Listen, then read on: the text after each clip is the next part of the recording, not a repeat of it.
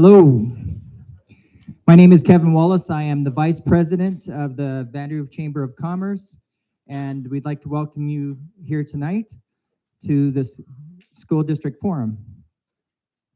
I'd like to welcome you here tonight, we're meeting on the unceded territory of the Trustees and the Cluculz First Nations.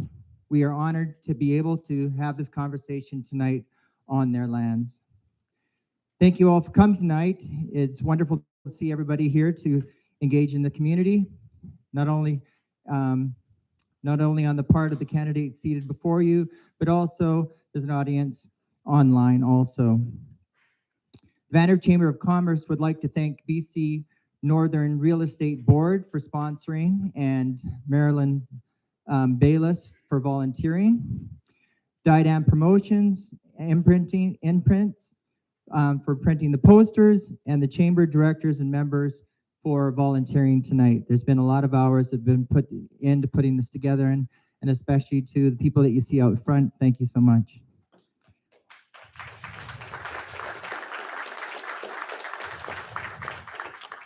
I'd like to give a special thank you to Robin Work. This is not an easy job, and Robin, has always done a fantastic job for us, and we really appreciate your time.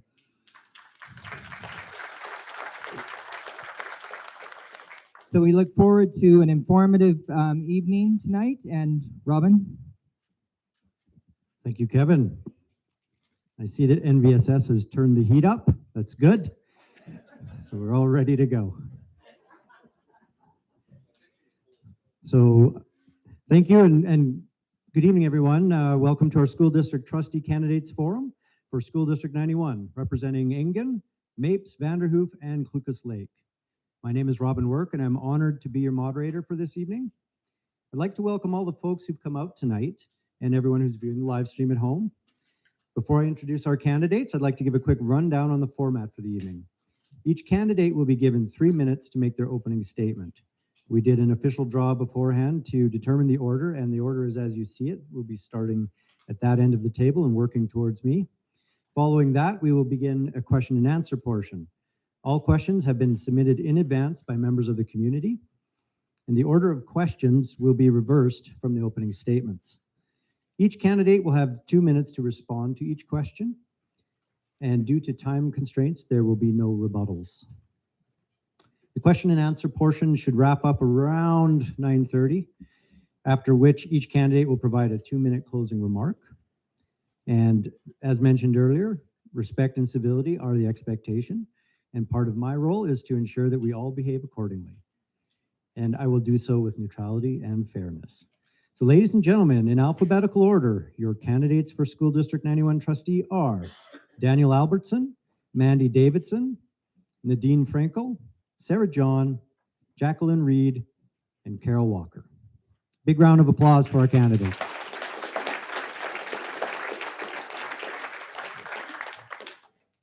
And also, just so you know, we will be taking a break at approximately 8:30 for exactly 7 minutes. So that's based on science. So without further ado, we will begin our opening statement with Jacqueline Reed. Good evening, everyone. My name is Jacqueline Reed, and I'm running for School District 91 Trustee. I was born and raised in Vanderhoof, and I have 2 sons that I have raised in a single-parent household. I am passionate about academia, and I believe that it is vital that our children have quality public education. That is my primary reason for being before you tonight. I am a family lawyer, and I was called to the BC Bar in 2011. I started my legal career as a Crown prosecutor at the Prince George Courthouse. After that, I settled into a family law practice here in Vanderhoof, where I currently practice. Over the span of my career, I've appeared countless times in both provincial and Supreme Court and argued passionately on behalf of my clients. I've participated in numerous mediations, settlement meetings, and negotiations, and I've seen some of the most contentious matters reach resolution. Some of the skill and experience that I bring to the table is the ability to digest and analyze dense material, such as statute, rules, laws, bylaws, and policy. Further, I have ability to extract and separate emotion from fact. While passion is crucial and necessary, a school board trustee owes an unwavering loyalty to its board, and at times the trustee may have to make support decisions that do not always align with their personal views and feelings.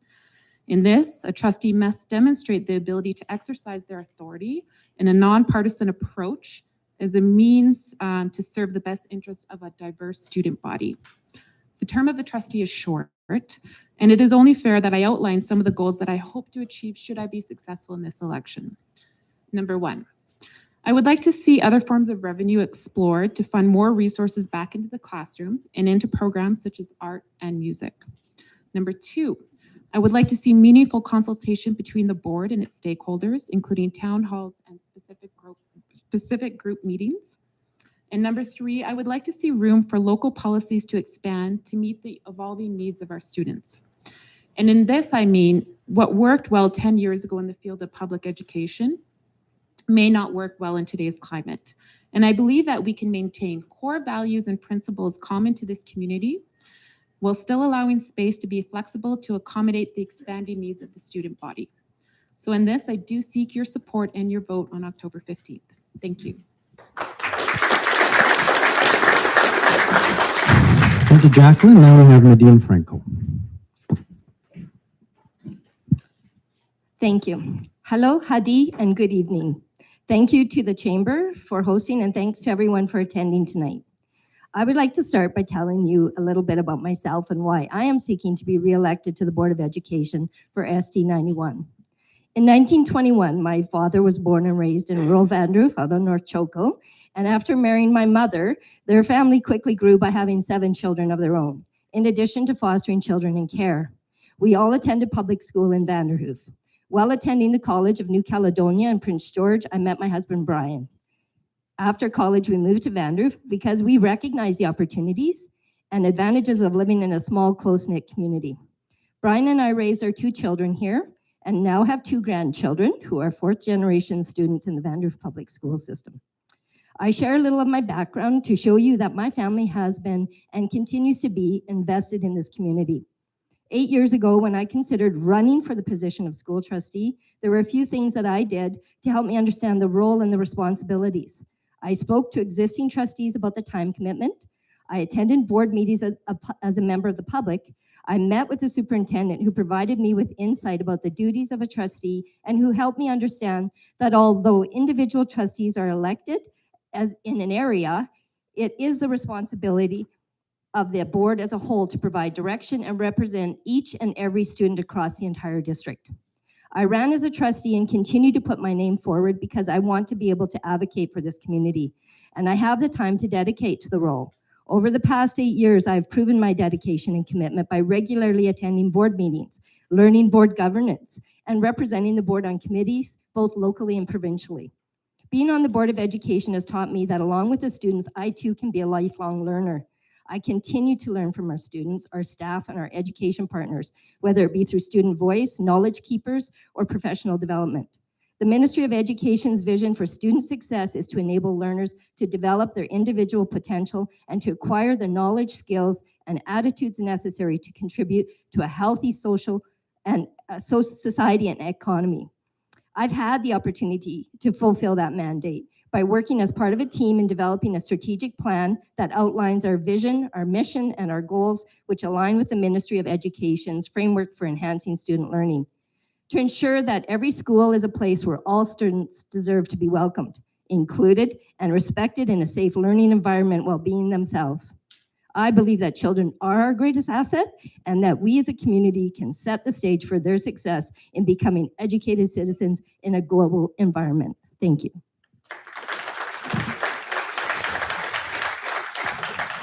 Thank you, Nadine. And next we have Mandy Davidson. Those are 2 difficult people to follow. My name is Mandy Davidson. I would like to start by thanking the Chamber of Commerce for hosting us and all of you for coming, as well as Darlene Turner, who is our Chief Elections Officer for the School District 91. So my husband and I have not lived here all our lives. We moved here in 2013. We brought with us our 2 children. Just to be closer to where my husband works. He has worked at his job for 18 years, quite a bit longer than we've been married. Little did I know that I would fall in love with this town and that my passion for volunteering and working with our schools would grow to the extent that it has. My daughter is now in grade 7. She now attends MVSS, which is a little bit of a change and challenge for me. My son is in grade 6 at WL McLeod in the French Immersion program. I have been active with the WL McLeod PAC since 2015. I attended first as a parent, and in 2016, the president hat was thrown at me as our president ran screaming for the door as she was moving. And I don't know why I didn't duck, because a little later I learned when you are president for the PAC, you are also president for the farm to school, which I knew nothing about. I don't even farm, or I don't grow anything. I have a couple animals, but I don't grow things. So it was really interesting. It was a good learning curve. I have taken that big responsibility and nurtured it. The last 6 years, I have either been the president or vice president for that board.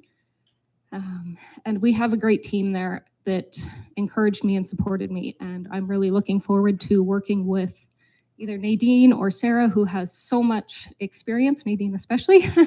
You've been around, you've been here for 8 years, so you would be great to learn from. A few years later, I joined a variety of different boards. One was the district PAC, and then soccer, minor hockey, figure skating. I retired from real estate to volunteer. And these groups have just given me a different perspective on life and the different people within our community.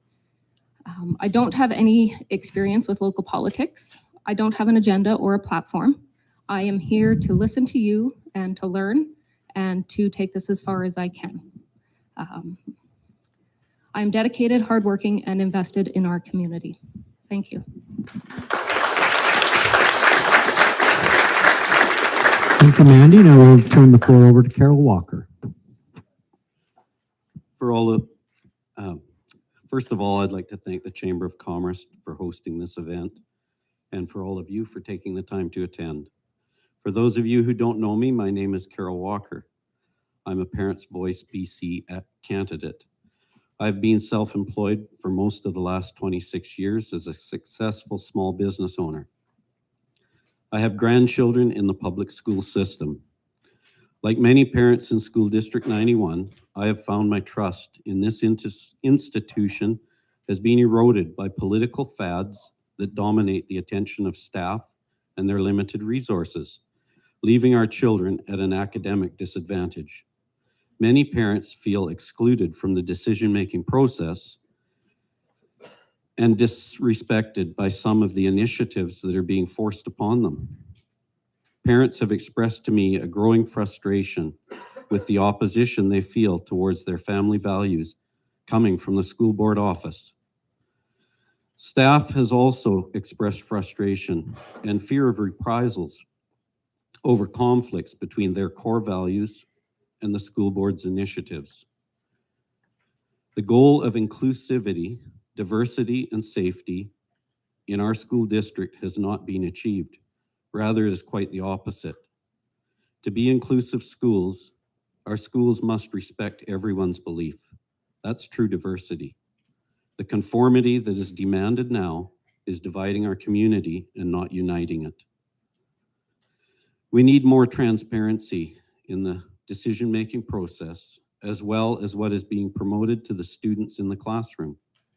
I spoke to a parent last week who stated very angrily to me that his 7-year-old child was told by a teacher about gay relationships and that they're all right. This was done without the parent's permission or his foreknowledge. Parents have the right to choose when and how such topics are taught to their children. That decision does not belong to the school. I would like the opportunity to serve this region as a school board trustee. I believe that a school board trustee should be there to serve the district as a whole, not just educational bureaucrats and labor federations. Everyone. If you want a transparent classroom that puts the needs of the students first in a truly inclusive environment, parental rights being respected, then vote on October 15th for a Parents' Voice BC candidate. Thank you.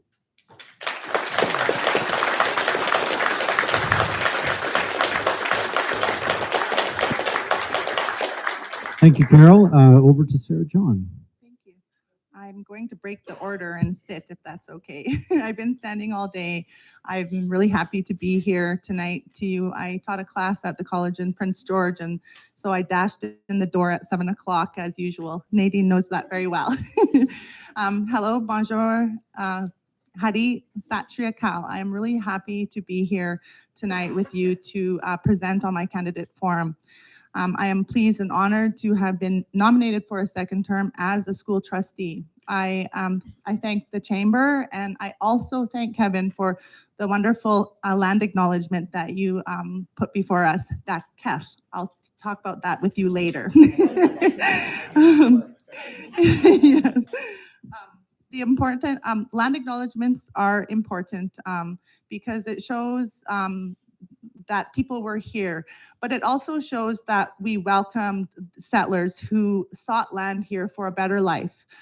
Canada is a very welcoming country, and I really appreciate that core value within who we are. I am a mother of 2 young children who attend the French immersion program at WL McLeod. I reside in Sycas, and I am part of a large extended family. I've worked for the College of New Caledonia for 15 plus years, and I am currently a full-time instructor at the Nechako in Prince George campus. I hold a master's in education with a specialty in creative arts-based learning and through Simon Fraser University. I am an accomplished public speaker, and I am able to engage a diverse audience. During my past term, I learned how good governance is essential to serving the people. I believe a trustee must model and promote respect and trust within the board and ensure all voices are heard around the table as we are elected to represent the public in diverse ways. I have a strong ability to listen to the various groups because when all people are heard, you create value, interest, and commitment to the work that is before us as a board.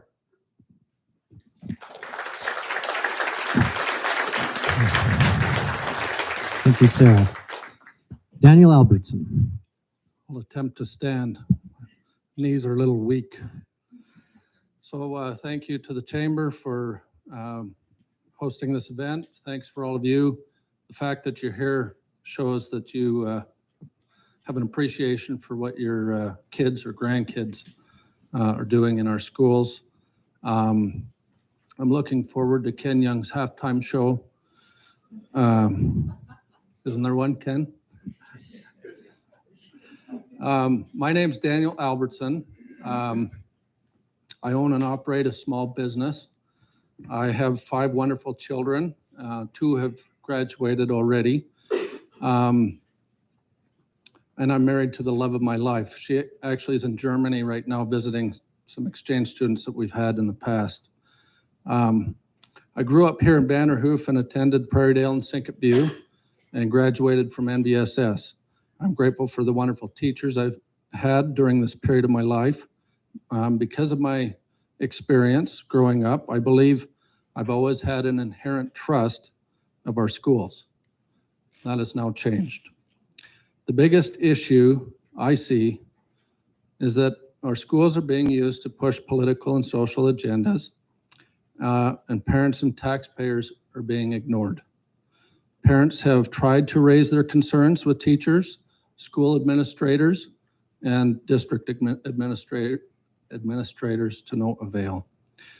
Parents' concerns are pushed aside and belittled. As a result, my brother and I wrote out principles and values in the form of a petition to present to the board. It states that in principle, schools should be a neutral environment so students can learn the basic academic skills needed to prepare them for the future. After presenting these concerns to the board, our current trustees refused to meet with parents and taxpayers who signed the academics or activism petition, apparently because they disagreed with the trustees' views. As a result, the concerns of hundreds of our school district citizens were ignored. The petition currently has 450 signatures plus some physical signatures. To tackle the problem, I will apply these principles and values. Parents' voice candidates, of which I am one, believe taxpayers and parents should have priority decisions made for their children's education. We believe in transparency and openness. We believe it's possible to listen to opposing viewpoints, agree to disagree, and still find common ground. We believe kindness, empathy, and mutual respect are key. Schools. Sorry, that is the bell, and that means that your time is up. So thank you.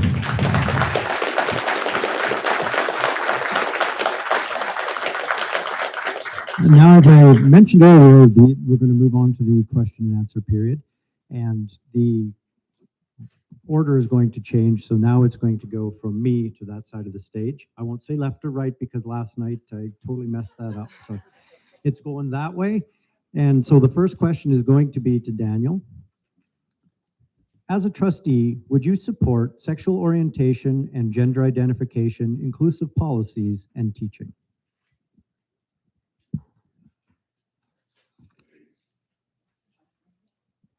That's a good question. So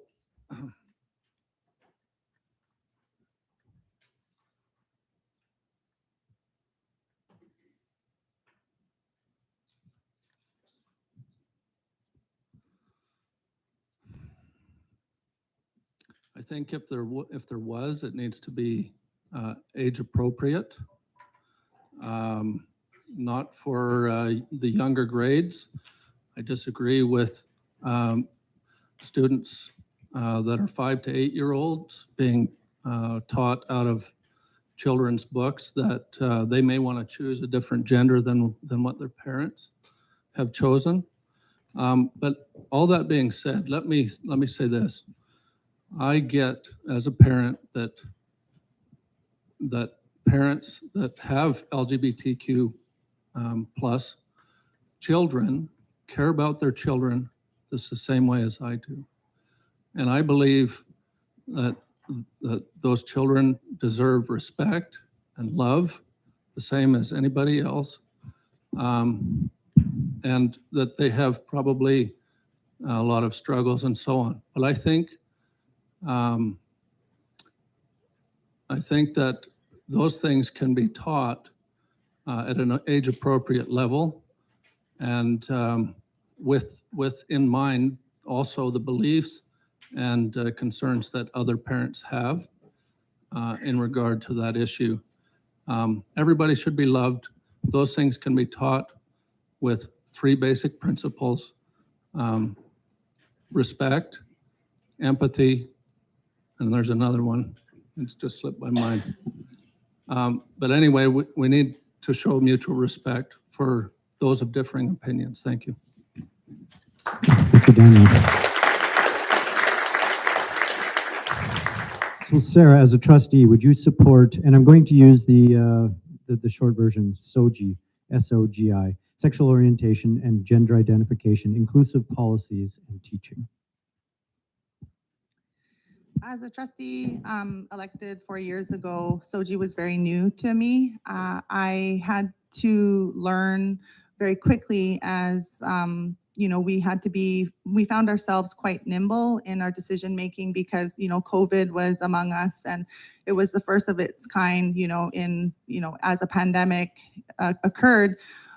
We were making decisions that didn't have a lot of background information. And so that was one of its kind, just as SOGI is. So this is a global, growing, organic, green, living schools. These are living curriculum. These are people who need support, support from their families, support from their communities, and support from the trustees and the schools.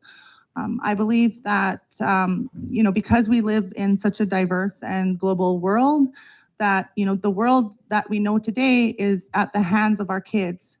They have, through the internet, the internet has changed the landscape of learning, and we must appreciate that in various ways, but also create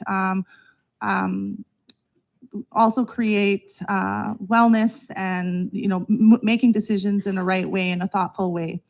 I believe that SOGI is something that is very particular to the family, but in an age-appropriate, as Daniel mentioned, way. I think that we could help children who are mostly struggling with their mental health with respect to their identities. So I would support the SOGI. Thank you, Sarah.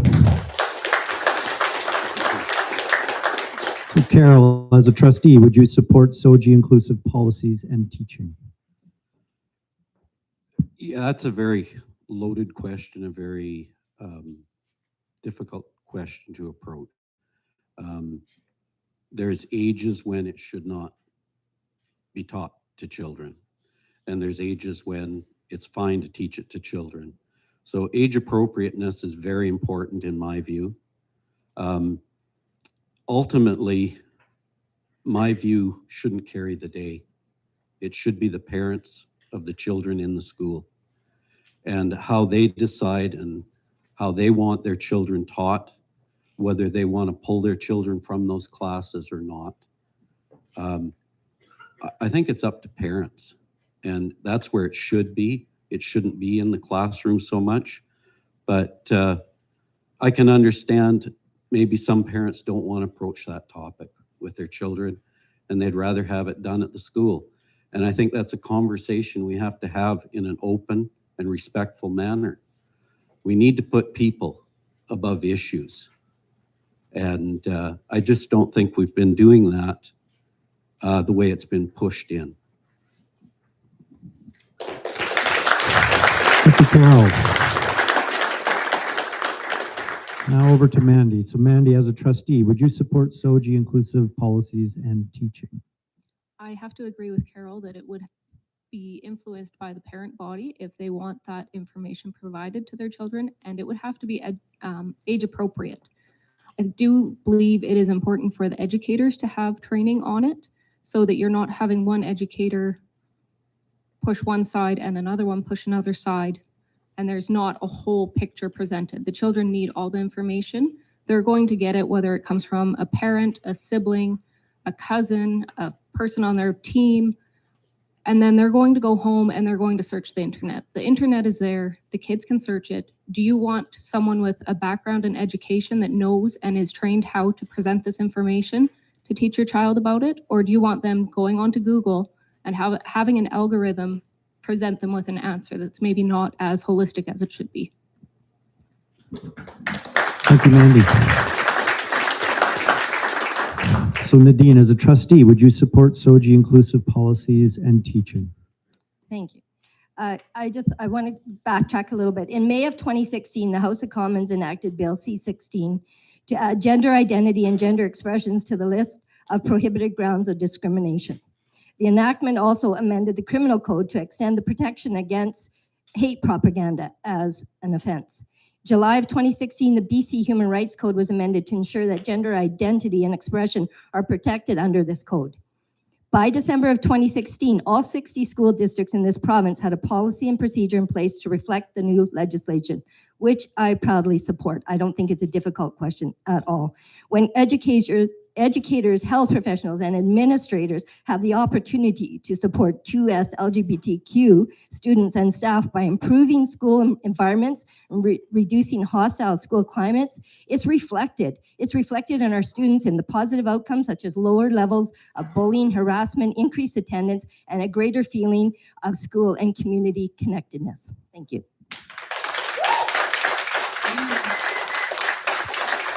Thank you, Nadine. So Jacqueline, as a trustee, would you support SOGI inclusive policies and teaching? Thank you. So I want to start by saying that the Global News published a study in October 2018. Sexual minority youth were 3.5 times more likely to attempt suicide as heterosexual peers. Transgender adolescents were 5.87 times more likely. Gay and lesbian adolescents were 3.7 times more likely, and bisexual youth were 3.6 times more likely than heterosexual peers to attempt suicide. SOGI Educator Network was developed to provide resources to the school district to decrease the risk of youth harming themselves and being subject to bullying and discrimination. Also, it is a means to educate people. It teaches students to value diversity and respect differences and how to respond to discrimination. I want to say that the policy and the implementation of those policies can save children's lives. And when there is a backlash to push, limit, or eradicate policy that supports inclusion, we are literally putting children's lives at risk. So my response is yes. As a trustee, I will support so. Thank you, Jacqueline. I'm going to bring that over to Sarah. And Sarah will be answering first at this next question. So, question number 2. Honoring diversity is part of the strategic plan for School District 91. With this in mind, what is your view on critical race theory? Thank you for the question, Robin, and thanks to the public for the question as well. I just have to emphasize that Canada is, again, as I stated before, a multicultural country. We welcomed people of all backgrounds. Actually, Canada is known to welcome people of all backgrounds to this country. In fact, School District 91 catchment has become a very diverse community in itself. Unlike our neighbors and friends to the south, we are happy not to be part of a melting pot, that we can come to Canada and we can hold on to our views, hold on to our cultural attributes, and be proud of that, be proud of who we are as Canadian citizens. And so I think that multicultural, diverse, and inclusive ways is the way forward. Thank you, Sarah. So Carol, honoring diversity is part of the strategic plan for School District 91. With this in mind, what is your view on critical race theory?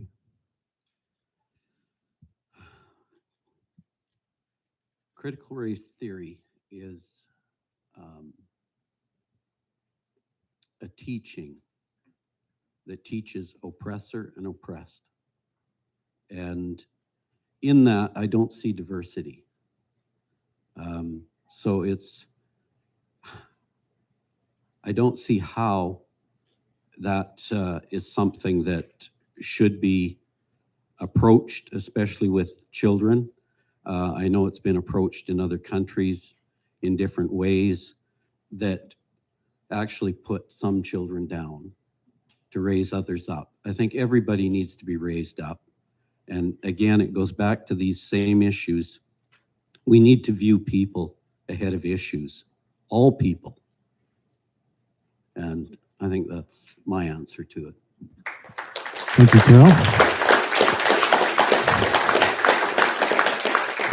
Mandy, honoring diversity is part of the strategic plan for School District 91. With this in mind, what is your view on critical race theory? Thank you. I'm not overly familiar with this term critical race theory, and I feel rather foolish stating that, but it's better than standing up here saying, I know what it is and I'm for it or against it. I will be very honest, I don't. I need to go home and do some homework. I am very much in favor of diversity. As I've stated before, my kids are at WL McLeod, and we have so many different children in that school, and it is such a great feeling to walk in there. And I'm very biased because I'm at McLeod and my kids go there, and I am part of that McLeod family. And those kids all belong there. It doesn't matter if they are white, green, purple, whatever. They belong, and it doesn't matter if they have a learning disability, they are part of the community. And so I think that regardless of any training that we have or anything, we need to raise our kids to see people as people and acknowledge that everybody has a right to be there and learn.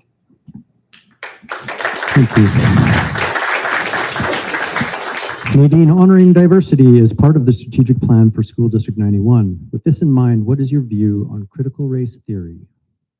Thank you. I know that honoring diversity is part of the strat plan because I helped write it.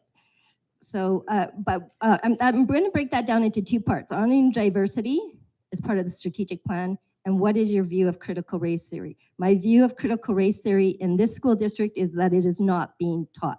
That's just the truth of the matter. Honoring diversity, how are we going about doing that? The Truth and Reconciliation Commission released their final report. 94 calls to action include education. And what are the 94 calls to? Why are they? It's actionable policy recommendations to assist in healing by acknowledging and learning about the history and creating systems to prevent it from ever happening again. That's what we're trying to do. We're trying to build relationships with our communities, and that includes our schools, especially in our schools, because if we don't learn from the past, we can't learn how to never repeat it again. What are we doing at the school district to support reconciliation? As a board, we developed a strategic plan, as mentioned, and to achieve educational excellence in an environment that honors diversity and personalized learning. And I truly believe that is what we are working towards. Thank you. Thank you, Nadine. Jacqueline, honoring diversity is part of the strategic plan for School District 91. With this in mind, what is your view on critical race theory? Thank you. So I support any type of initiative within the school district or within our policies that support diversity. As been stated here, we do have a diverse community, and that diversity is continuing to grow. And so as a community, we need to be able to respond to that and to implement policy and curriculum that will support the diversity within our group. I, like Mandy, I'm not too familiar with the term of critical race theory. It's not something that has been taught to me. It's my understanding that racism is something that is learned and perhaps supported through legislation. And so I think it's very crucial and very important for students to understand the history of Indigenous backgrounds within our community. And it's not nice history at times, but it's a history that should be told regardless of perhaps how uncomfortable it is. Thank you. Thank you. So we're just going to pass the microphone back down to Daniel here. So Daniel, honoring diversity is part of the strategic plan for School District 91. With this in mind, what is your view on critical race theory? Yeah, so I hate to disagree that it actually is being taught in our schools. In the honoring diversity class that my daughter took, there were worksheets sent home. It took us a long time to get a lot of the curriculum because it was withheld from parents after we asked for it. One of the sheets she was given was white privilege and all the reasons why white people are more privileged than others. I don't think that's very helpful to compare and talk to kids about whether they are, labeling one, stereotyping them as oppressed or oppressors. My daughter was taught that white people are oppressors. Anyway, when she asked if whether or not she was wanted to be an oppressor, when she asked the teacher told her that she was white, so she's privileged and thus has more advantages. Again, I don't think there's any benefit to that. I think it's quite harmful to children's mental health and well-being. I think my daughter says it divided the class. She was asked to write down, in addition to that, her sexuality, her religion, her socioeconomic status, and they compared those as part of their intersectionality, which is intersectionality is a basic tenet of critical race theory. So if people don't know about it, that's an important thing to look up. It's been banned in over 25 states, or banned or is in the process of being restricted because they consider it harmful. Okay, thank you, Daniel.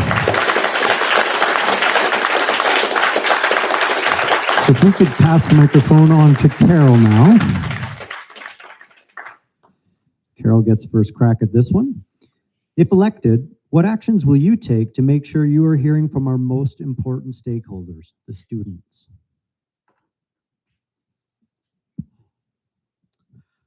Well, I think we do need to hear from the students and the student parents.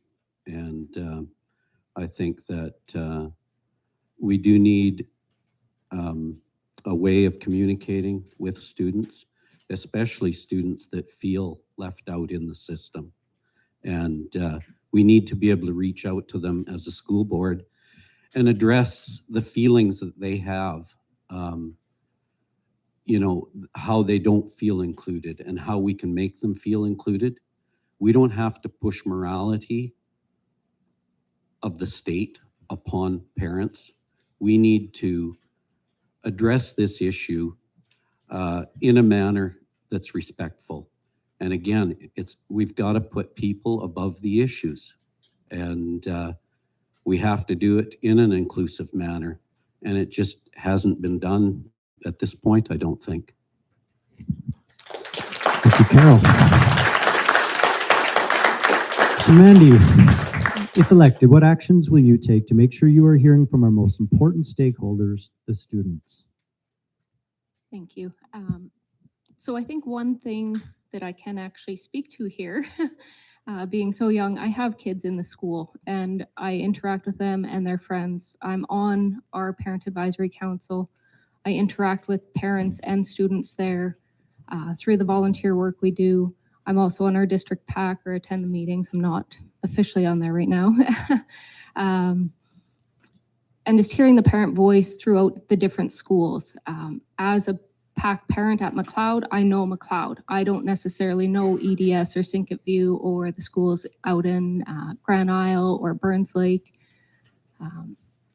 But I think it's important to engage with those kids and interact with them. And I do that through soccer. I'm on that board. I coach soccer. I hear the kids talking about their day at school. I'm also with our figure skating club. I'm there volunteering while my daughter is volunteering as a personal attendant or whatever the PA stands for, helping kids learn to skate. And I interact with parents there. I interact with older siblings. I see how their skating is going. We talk about school. We talk about a bunch of things. It's about being present and interacting with the children, not just sitting down and saying, what do you want to see happen? Because kids don't know how to answer those questions. You need to put it in a context that they understand, and don't submit questions to a group of students and ask them to answer as a group. Talk to them, have conversations, make them feel important.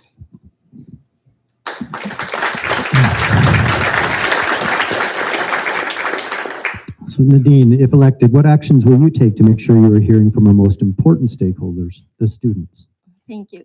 What we're doing right now is student voice. Student voice is made up of students from across the school district at the high school level, and they have a place at our table. They have a place at the board table. So they meet once a month, and then they present to us as a board what is happening in the schools. And not only would it end with just the high school students, but there's also student voice in the elementary schools now. My 9-year-old granddaughter came to me the other day and said she was on the student council for the first time because she's in grade 4 now, so she can be there. So I think it's important to hear from those students as well. But we do hear from the kids in the high school system already, and that we want to keep going. And also not just the student voice, but also the partnerships that we have with the Indigenous communities in the area. We have 14 Indigenous communities that are unique and in this school district, and that is the most out of any school district in the province. Is 14 First Nations that we represent. Thank you, Nadine. Jacqueline, if elected, what actions will you take to make sure you are hearing from our most important stakeholders, the students? Thank you. And so I think it's very important to have a presence within the school and within the events and community events where we'll find students. I think it's also important to make yourself available to students when they want to reach out, as well as to parents. I think it's also important that we make an extra effort, a concerted effort to make contact with unrepresented students, or such as LGBTQT members and Indigenous students. And I think that when it comes to the Indigenous students, it's very important to have an understanding of the nation that they come from, the community that they come from, because that will look a lot different than it will in, let's say, the community of Vanderhoof. It really goes back to my opening statement about meaningful full consultation with stakeholders. So for me, that means focus groups, and I think that some of the best ideas can come from youth. I think that we should generate some type of youth council, and I think it's a great idea as to what Nadine just said, in that students are present at the board meetings. Thank you. Thank you, Jacqueline. So in the spirit of cooperation, if you can get you guys to hand the mic back this way after Jacqueline answers, that would be fantastic.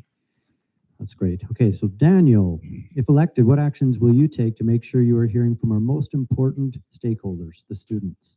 Well, my kids talk my ear off, so I get a lot of that, get to know what's going on in the schools, but there are many students out there with important voices. Diversity means to me that differences are of value. Each individual brings a contribution, and those contributions are looked at as assets adding to the community. Also, differences are respected. Inclusion means that all individuals are included and valued and should be treated with kindness and respect, even when there are differences of thought, belief, or opinion. I believe that diversity and inclusion can be accomplished through universal principles of mutual respect. My two daughters currently didn't come back this year, along with, I believe, if I looked at the statistics correctly, I think 106 other students didn't come back this year because I feel like they feel like they haven't been heard. My daughter doesn't feel valued and as important because her beliefs and opinions are not treated very well in our school. That being said, she's a social butterfly. She misses her friends. So to me, if she doesn't want to be here, I didn't choose this for her. The students not all students are being heard that way. I guess I've got a few seconds left. I think if we want solutions, the three basic principles that I talked about before, if we have mutual respect and treat each other with empathy and kindness, it'll go a long way, and the political or social differences resolve themselves. So I think kids need to feel that they are valued and that those things are important. Thank you, Daniel. Thank you. Okay.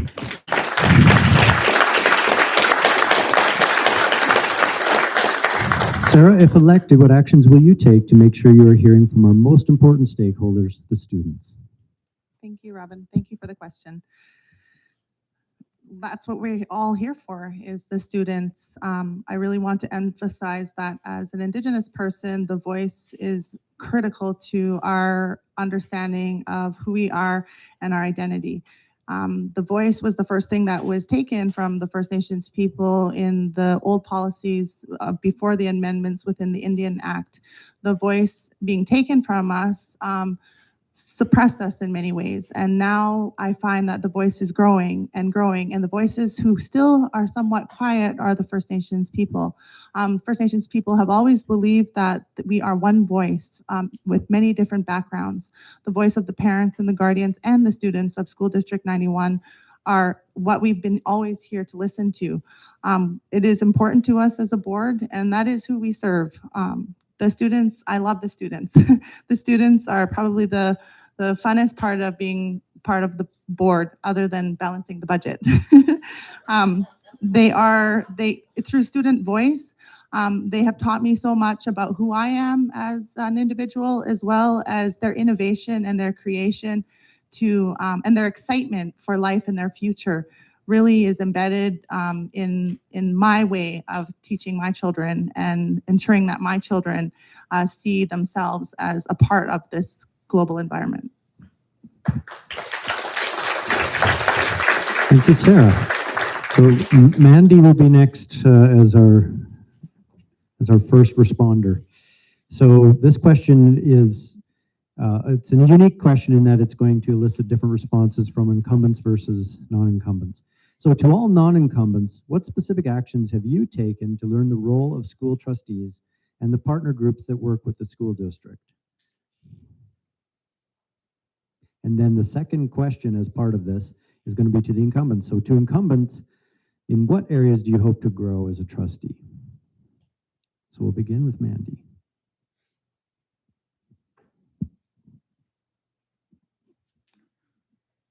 What actions have I taken to learn the role of a trustee? One of the first things I did was go on to the School District 91 website and look up what is a school district trustee. Darlene Turner provided me a nice little package that didn't tell me a whole lot and left me with a lot of questions. I'm fortunate enough to have known Brenda Lukanuk. She was with School District 91 years and years ago. I spent a week with her at the end of August, and we talked about everything. And she provided me a lot of information. I am very young, and I am just willing to learn. Every time Nadine answers, I'm like, oh, yeah, I remember that. And I'm so excited to be answering after her this next round. I think it is important that we work with our partners and bring them to the table, not just try to speak for them. And I think the school district is doing a good job with bringing that in, and I want to learn more about it, and I want to be part of that group and make sure that people feel included while we're discussing their stakes in our school district. Thank you, Mandy. So Nadine, I'll just jump to the chase here. In what areas do you hope to grow as a trustee? Oh, that's a good question. I would just trying to think, drawing a blank. What I would like to do is be able to. We listened to Murray Sinclair, Justice Murray Sinclair, a few weeks ago. We had our 4th Indigenous conference, and I listened to him, and I thought, yeah, he made perfect sense. He said we need to unlearn and we need to learn. And so, as a trustee, I want to unlearn more about colonization, and I want to learn more about moving forward with reconciliation. So that's my goal, is to, and I would really like to open it with the carrier language, or do our openings at our board meetings. But for me, that is another challenge, to learn a little carrier so that I can open a meeting in carrier. Thank you. Thank you, Nadine. So Jacqueline, what specific actions have you taken to learn the role of school trustee and the partner groups that work with the school district? Thank you. And so what I've done since my nomination is I've done a lot of independent research. Research is my specialty. It does certainly form a part of my career. I have reviewed the School Act, and I've looked at the powers, roles, and obligations of the trustee under there. I've also looked at the eligibility of a trustee and who can vote, and so on and so forth. I've reviewed the trustee code of conduct. I've reviewed the trustee oath. I've taken time, and so many teachers that I've reached out to have been so great and so receptive about talking to me. And they've taken time out of their personal day to sit down and explain to me some of the major issues within the school, such as SOGI and such as Indigenous history. And in that, I did have one particular teacher who was so gracious enough to send me actually some of the SOGI resources. I won't call it curriculum, I'll call it resources, and has given me the opportunity to take a look at that. And so I've done a ton of independent research, and I've looked at the legislation. I've taken time to look to who the major stakeholders are. We have this BC School Board Trustee Association, we have the BC Superintendents Association, CUPE, BC Teachers Federation. So I'm understanding all the stakeholders and how that works within the role of a school board trustee. Thank you, Jacqueline. I'll get that microphone back to Daniel. Daniel, what specific actions have you taken to learn the role of school trustees and the partner groups that work with the school district? Thank you. I've done a bit of research on it. One of the benefits of belonging to Parents Voice BC is that there's a network of incumbent trustees that are already in place, and they've done a lot of educating for us that are novices. But everybody has to start somewhere.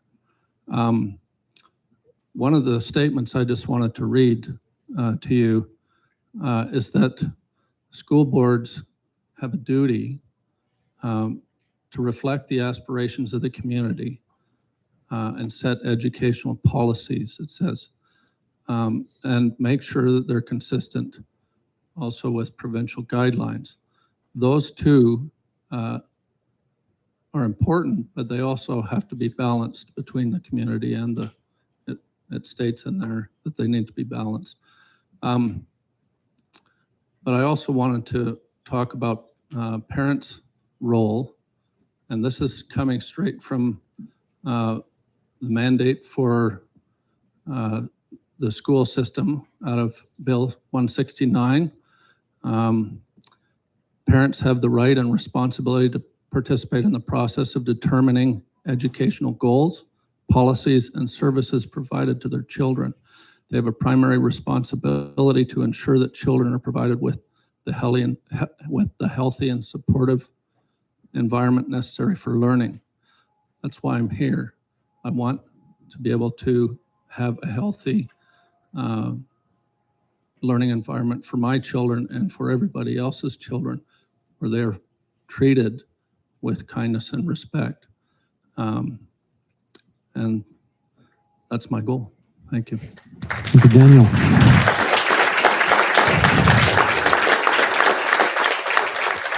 Sarah, in what areas do you hope to grow as a trustee?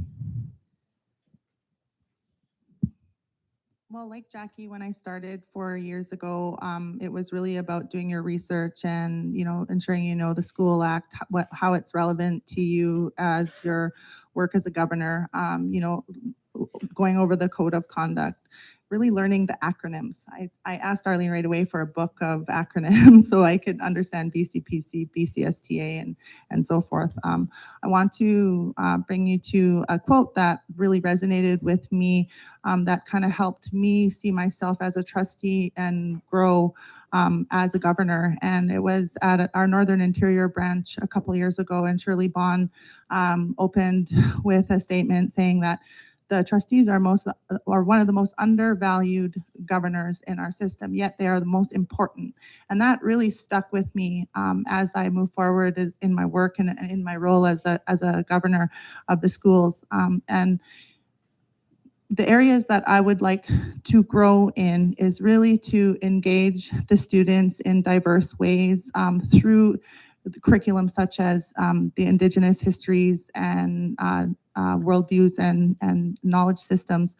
I really want to be part of that growth with the students, so that because Indigenous students is really my focus, but also all students are my focus. And so for myself as growing, I really want the non-Indigenous students to really understand, so that people can build bridges together, so that people can see each other as the same, yet honoring differences. So my growth would be to learn more about non-Indigenous peoples, and that's where I will start.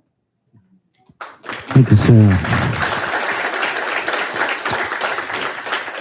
So, Carol, what specific actions have you taken to learn the role of school trustees and the partner groups that work with the school district?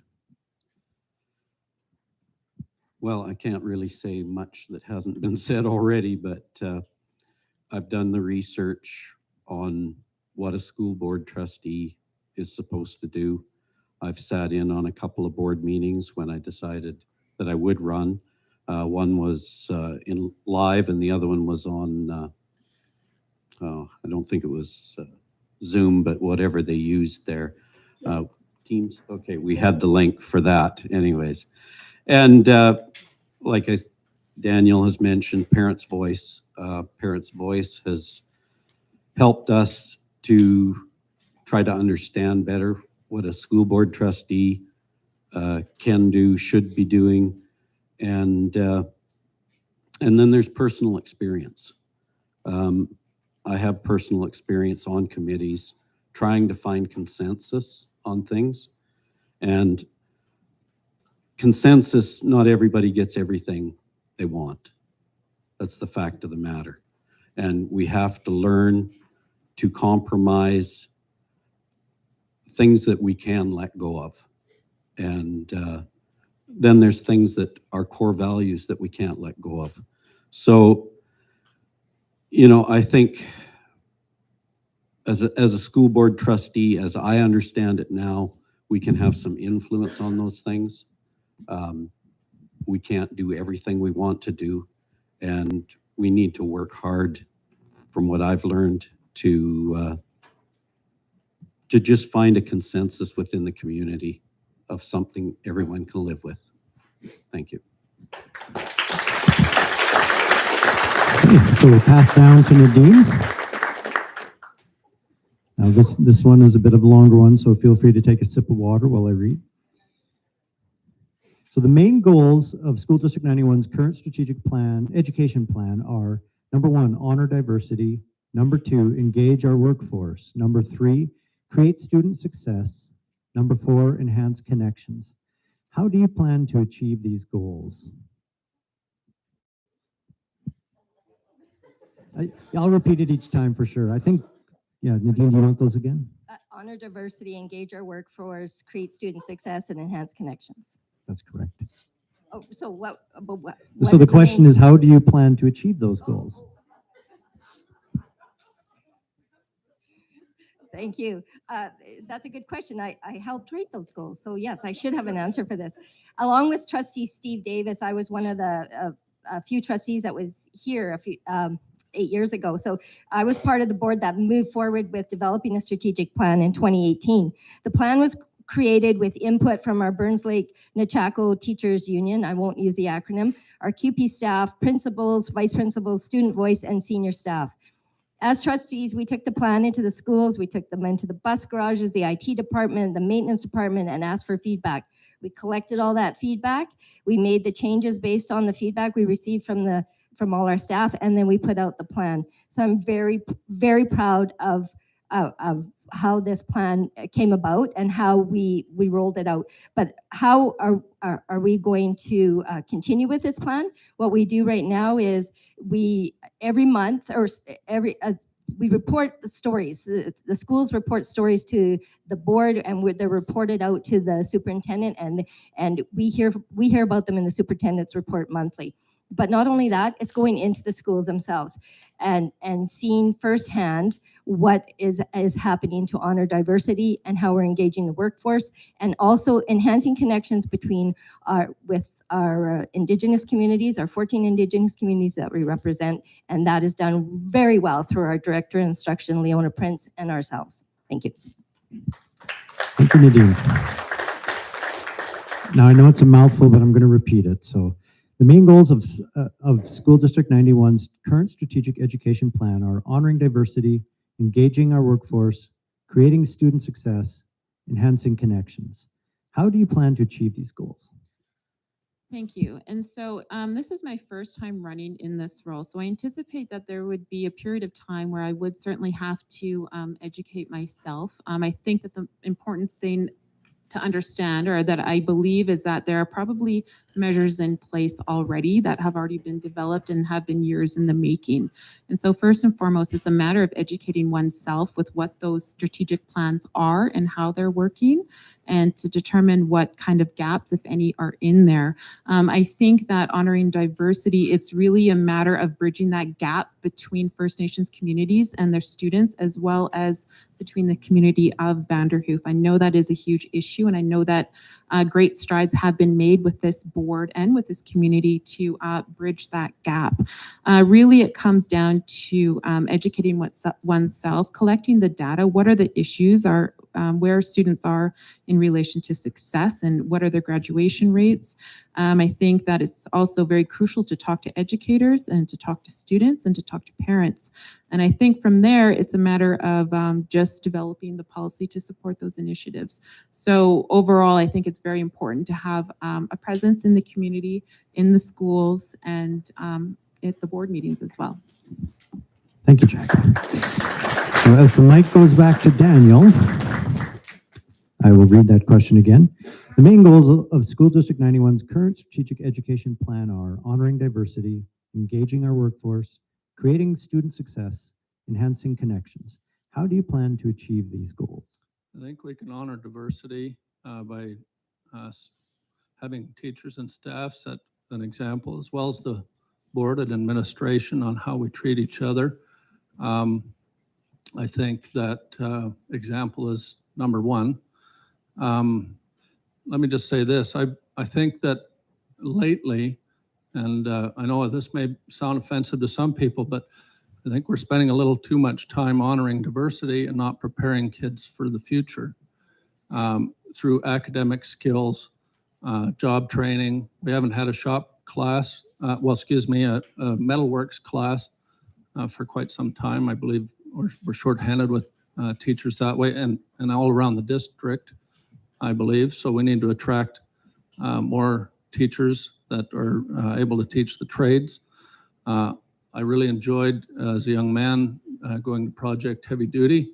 It put me in place and many other students where we could experience some of the different trades out there.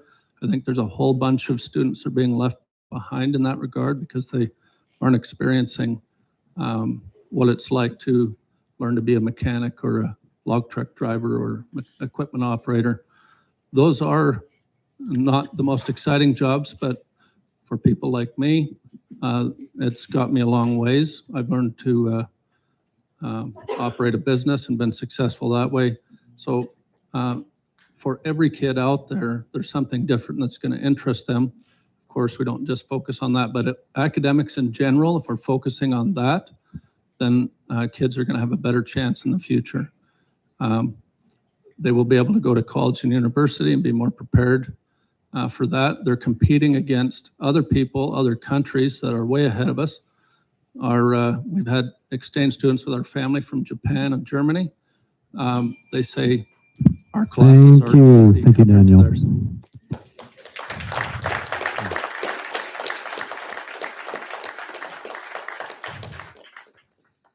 Sarah, the main goals of School District 91's current strategic education plan are honoring diversity, engaging our workforce, creating student success, and enhancing connections.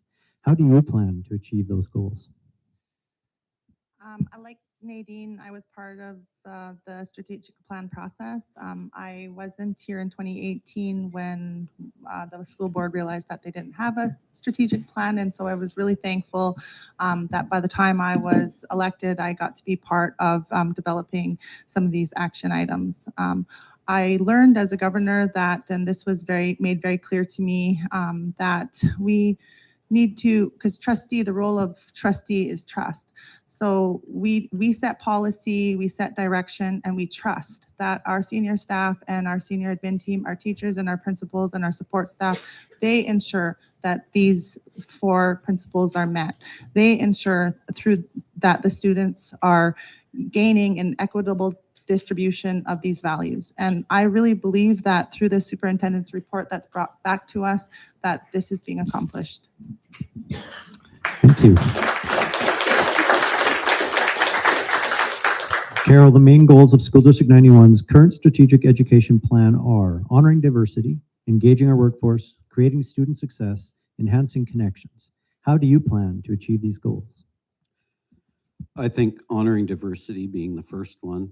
We need to let everyone speak, but it must be done respectfully, obviously, and it must be done properly.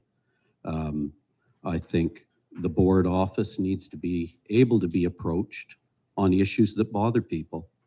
And I think that has to be a fundamental principle, that you are going to listen to the people you don't want to hear even. And as far as engaging the workforce, I think, like Daniel said, I think trades need to be part of a program. Not everybody's academic, and it's important that everybody can get something out of school. And so I think we have to be diverse that way, in that we can support students no matter whether they're academic or not. Creating student success, we need to just focus on the students and their needs. Yeah, I think that's about all that can be said about that. So enhancing connections, I'm not sure what can be done there, I'll be honest with you, but it's something that certainly we can look at and certainly we can talk about. Thank you.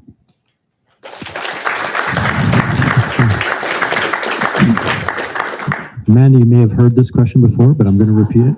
The main goals of School District 91's current strategic education plan are honoring diversity, engaging our workforce, creating student success, and enhancing connections. How do you plan to achieve these goals? Thank you. So I'm not as familiar as Nadine, but I was on our PAC and when the plan was presented to our school, and we did discuss it at length. I believe we also discussed it at a DPAC meeting, but I can't remember that long ago accurately. I think one of the things that is missing from this set of goals is engaging our parents and caregivers. Because if we don't engage them, we don't have the students getting that message at home. There's a lot of disconnect from the school to the home. The students get a lot of information, and by the time it gets home, parents are going, what? I don't know where this came from, or the story is a little bit off from what it was. So I think that these are 4 great goals, and I would like to know the background more on them, not just the 4 or 5 words that they are. Actually, they all look like 2 or 3. And I think it's important to present these to and bring the connection to the students, the staff, and the community. We, as the PAC, always review our school plan annually. Before I was on the PAC, I had no idea there was a school plan. Any parents out there, do you know there's a school plan? Do you know you are allowed to review it at any time? Go in, chat with your principal, take a look. It gives you all kinds of amazing stats that you probably had no idea about. The people that are developing these plans, like Nadine and Sarah, you have the background on it. You know where it came from, what it started as. You saw how it evolved. And that part of the process is so important. And that's how my brain works. You can give me these words and I'm like, I don't really know. But if you tell me the story behind them, I'll remember it. I think that's good. Okay. I can't Thank you, Mandy. So this will be the final question we ask before our 7-minute break. So we're going to start with Jacqueline, and the question is as follows. The province of BC has moved childcare under the umbrella of the Ministry of Education. How do you envision this shift to childcare in schools in our school district? Sorry, can you repeat that? Absolutely. The province of BC has moved childcare under the umbrella of the Ministry of Education. How do you envision this shift to childcare in schools in our school district? I'm kind of at a loss with that because I'm not aware of that issue and it being under there. So I quite frankly, I don't know how I would envision it being a part of our initiative in schools. But like I said, I anticipate that there was likely a lot of background information in order to come to the resolution to do that and to make that decision. And I anticipate that when anything is implemented, there's going to be some snags along the way. And so I really reflect what has been said on this, and that we do need input of stakeholders as well as input from families, children, and educators to determine the impacts of this decision. Thank you. So if we can get that microphone back to Daniel while I read this question. The province of BC has moved childcare under the umbrella of the Ministry of Education. How do you envision this shift to childcare in schools in our school district? So I have to admit as well, I'm not entirely sure what that means. If it is that more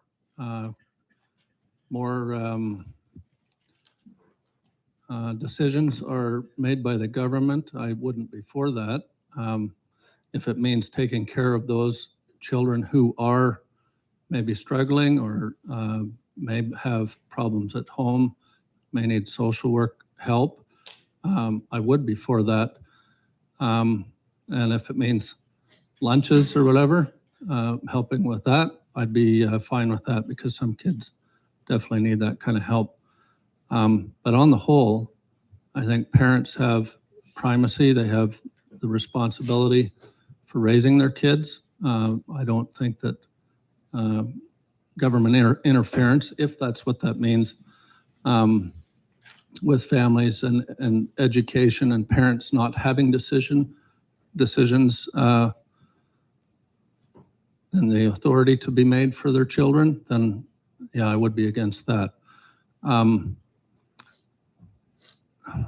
One thing that I suppose I should mention, I'm a little disturbed, some things that go on, classes that are taught or sexual education or whatever, quite often our kids come home with what we thought were permission slips, but they in fact were, if we didn't sign, they had to go to the class.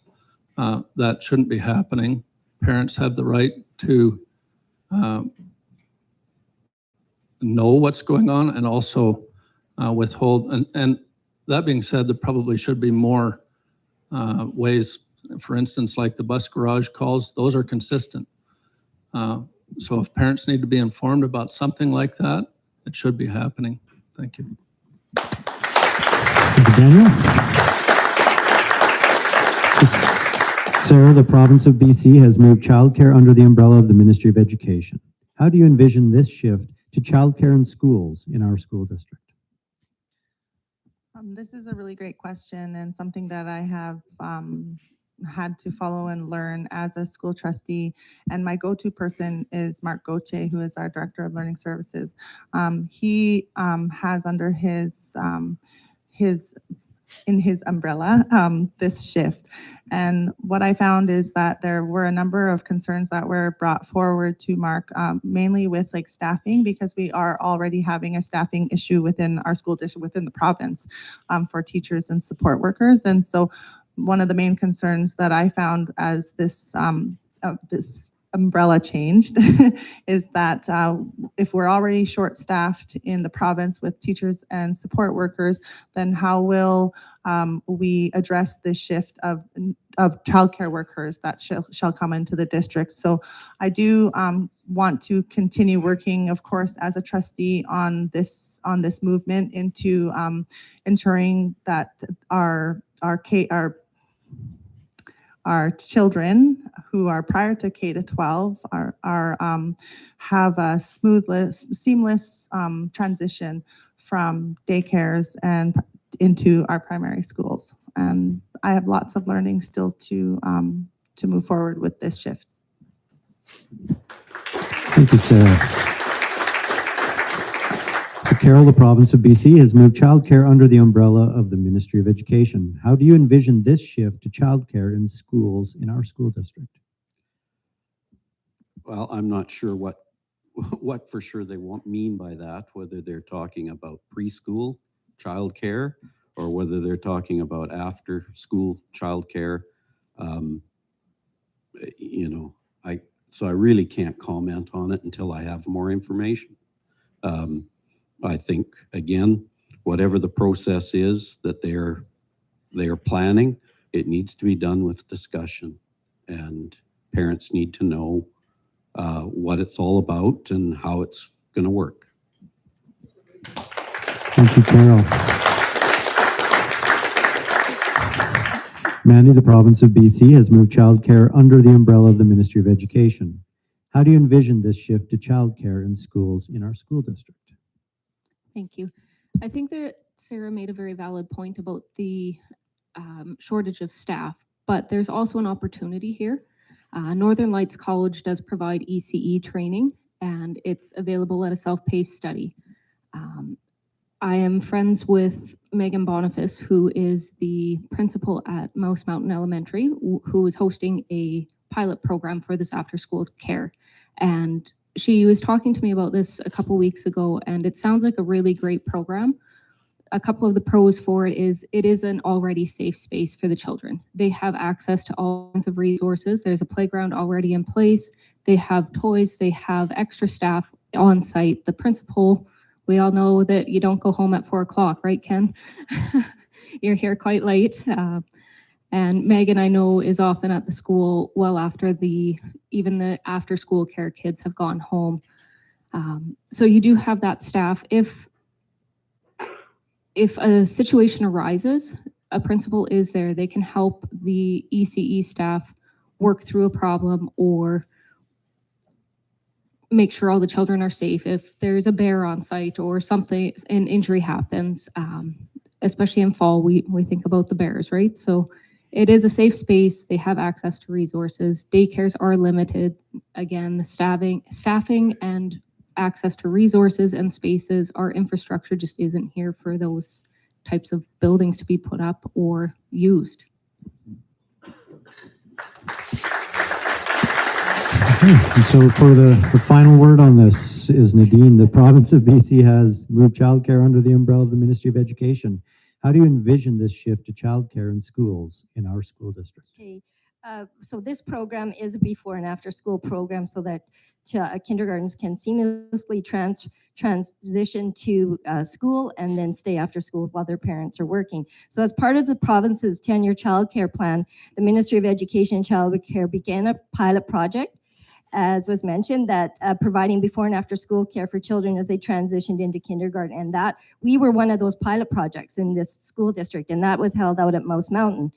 And it's still happening. So what was going on though was it was off of somebody's desk, Mark Goche's, and he was trying to do his other job and this off the side of his desk. So the ministry recognized that staff couldn't operate the program off the sides of their desk. So along with federal funding, certain districts, including ours, was able to create a position dedicated to the program. So we've just hired a district principal for early learning and childcare, and that position will be consulting and possibly partnering with local providers to determine what is needed beyond what already exists for childcare in the communities.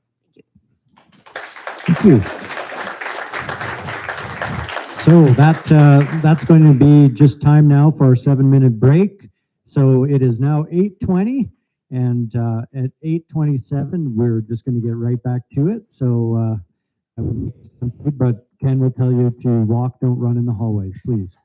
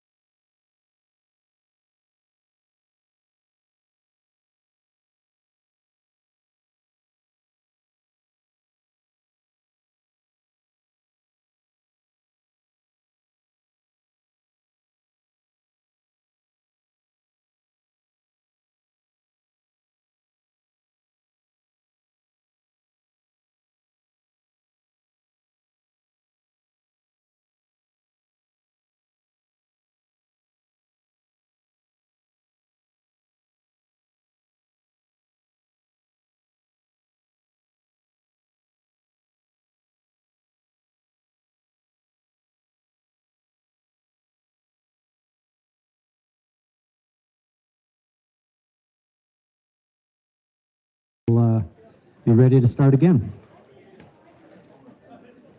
We'll go out into the lobby.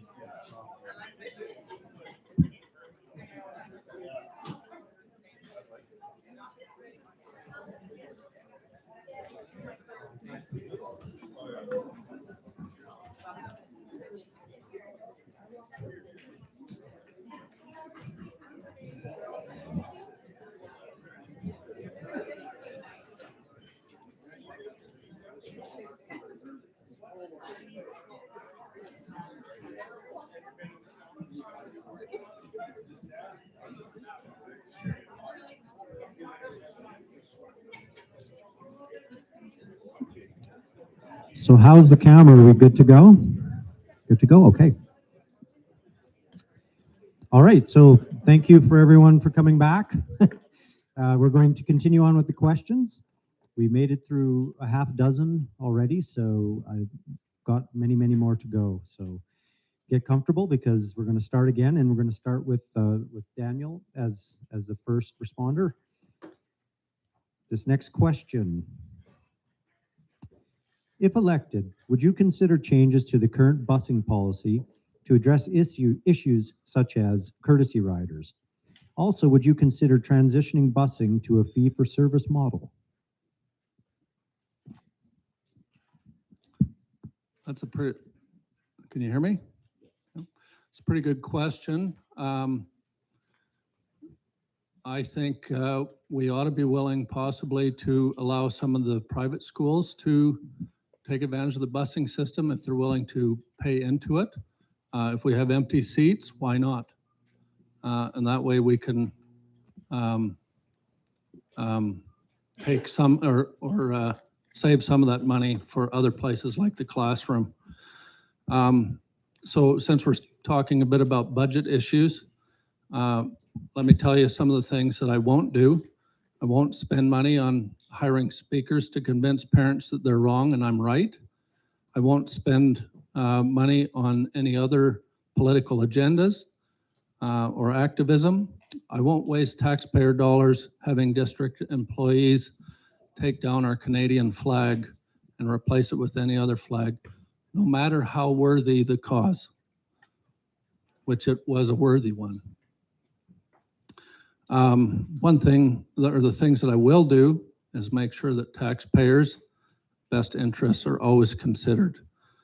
Consult teachers to ensure priority needs are met for the classrooms. There's a lot of teachers that have expressed their frustration that a lot of funds have been taken away for some of the necessities of the classroom, and they're putting in their own funds to be able to take care of those things. And number one, in all of that, I'll seek parents' advice, like has been mentioned by some, in determining if students' needs are being met. I think it's so important for parents to be able to have a say. And actually, I forgot to read earlier, in the charter and the act, it says that school boards have the duty for accountability Sorry, of parents, Daniel. taxpayers, and the community. We have to be sure to respect that bell. When that bell goes, we have to be fair and everybody gets the same amount of time. So Sarah, if elected, would you consider changes to the current busing policy to address issues such as courtesy riders? Also, would you consider transitioning busing to a fee-for-service model?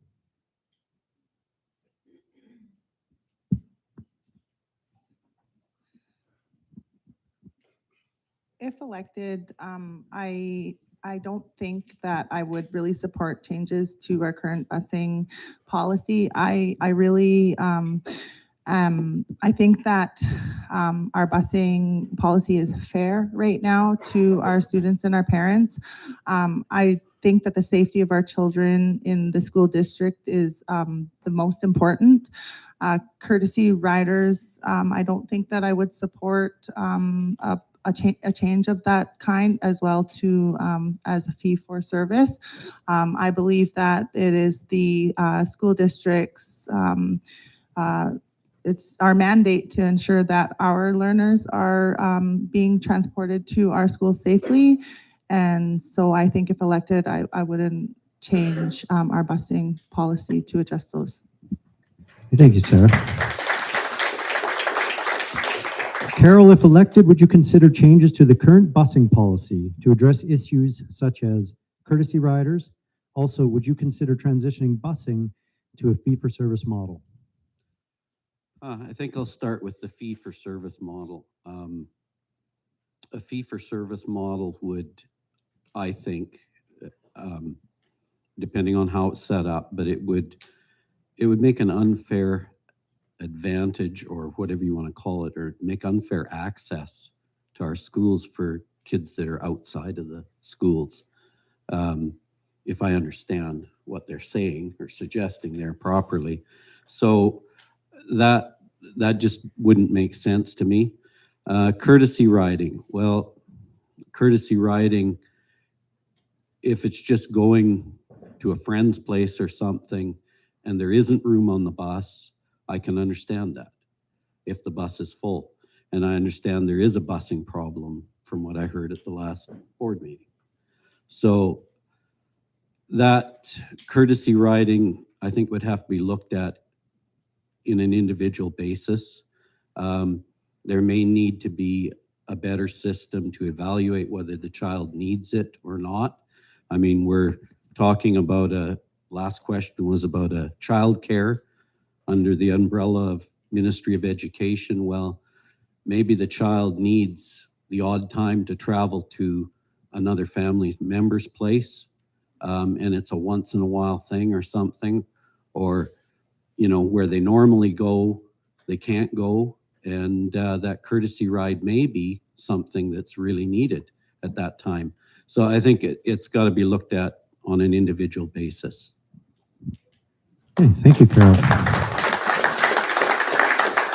Mandy, if elected, would you consider changes to the current busing policy to address issues such as courtesy riders? Also, would you consider transitioning busing to a fee-for-service model? Thank you. I am not in favor of making any changes to the transportation right now. We are currently short-staffed on bus drivers. We have canceled routes. My kid himself actually missed the bus last week because there was a change in time. He was supposed to load and it was a different driver. Thankfully, we're only 3 kilometers from school, so it wasn't a big deal. But if I was way out, say Mapes Blackwater or down Sturgeon Point, and I had to drive 30 minutes into town to pick up my kid, that would be a safety concern. The transportation coordinator would have a massive headache trying to accommodate courtesy riders if we were just picking up. I don't know what the policy would be on that, but it would be something that would have to be looked at in depth, and definitely talk to your parents, caregivers, students, see what their comfort level is with it. Right now, the buses are quite full, and the behaviors on the buses, some kids may or may not be good fits on different buses. They need that bus driver that is familiar with them and knows how their behavior is or who they can or can't sit with, and just can deal with that personality. We talked about diversity and inclusion, and it's about knowing your students and their families and making sure that they're on a safe bus and working with people that they can trust. Thank you, Mandy. Nadine, if elected, would you consider changes to the current busing policy to address issues such as courtesy riders? Also, would you consider transitioning busing to a fee-for-service model? Thanks.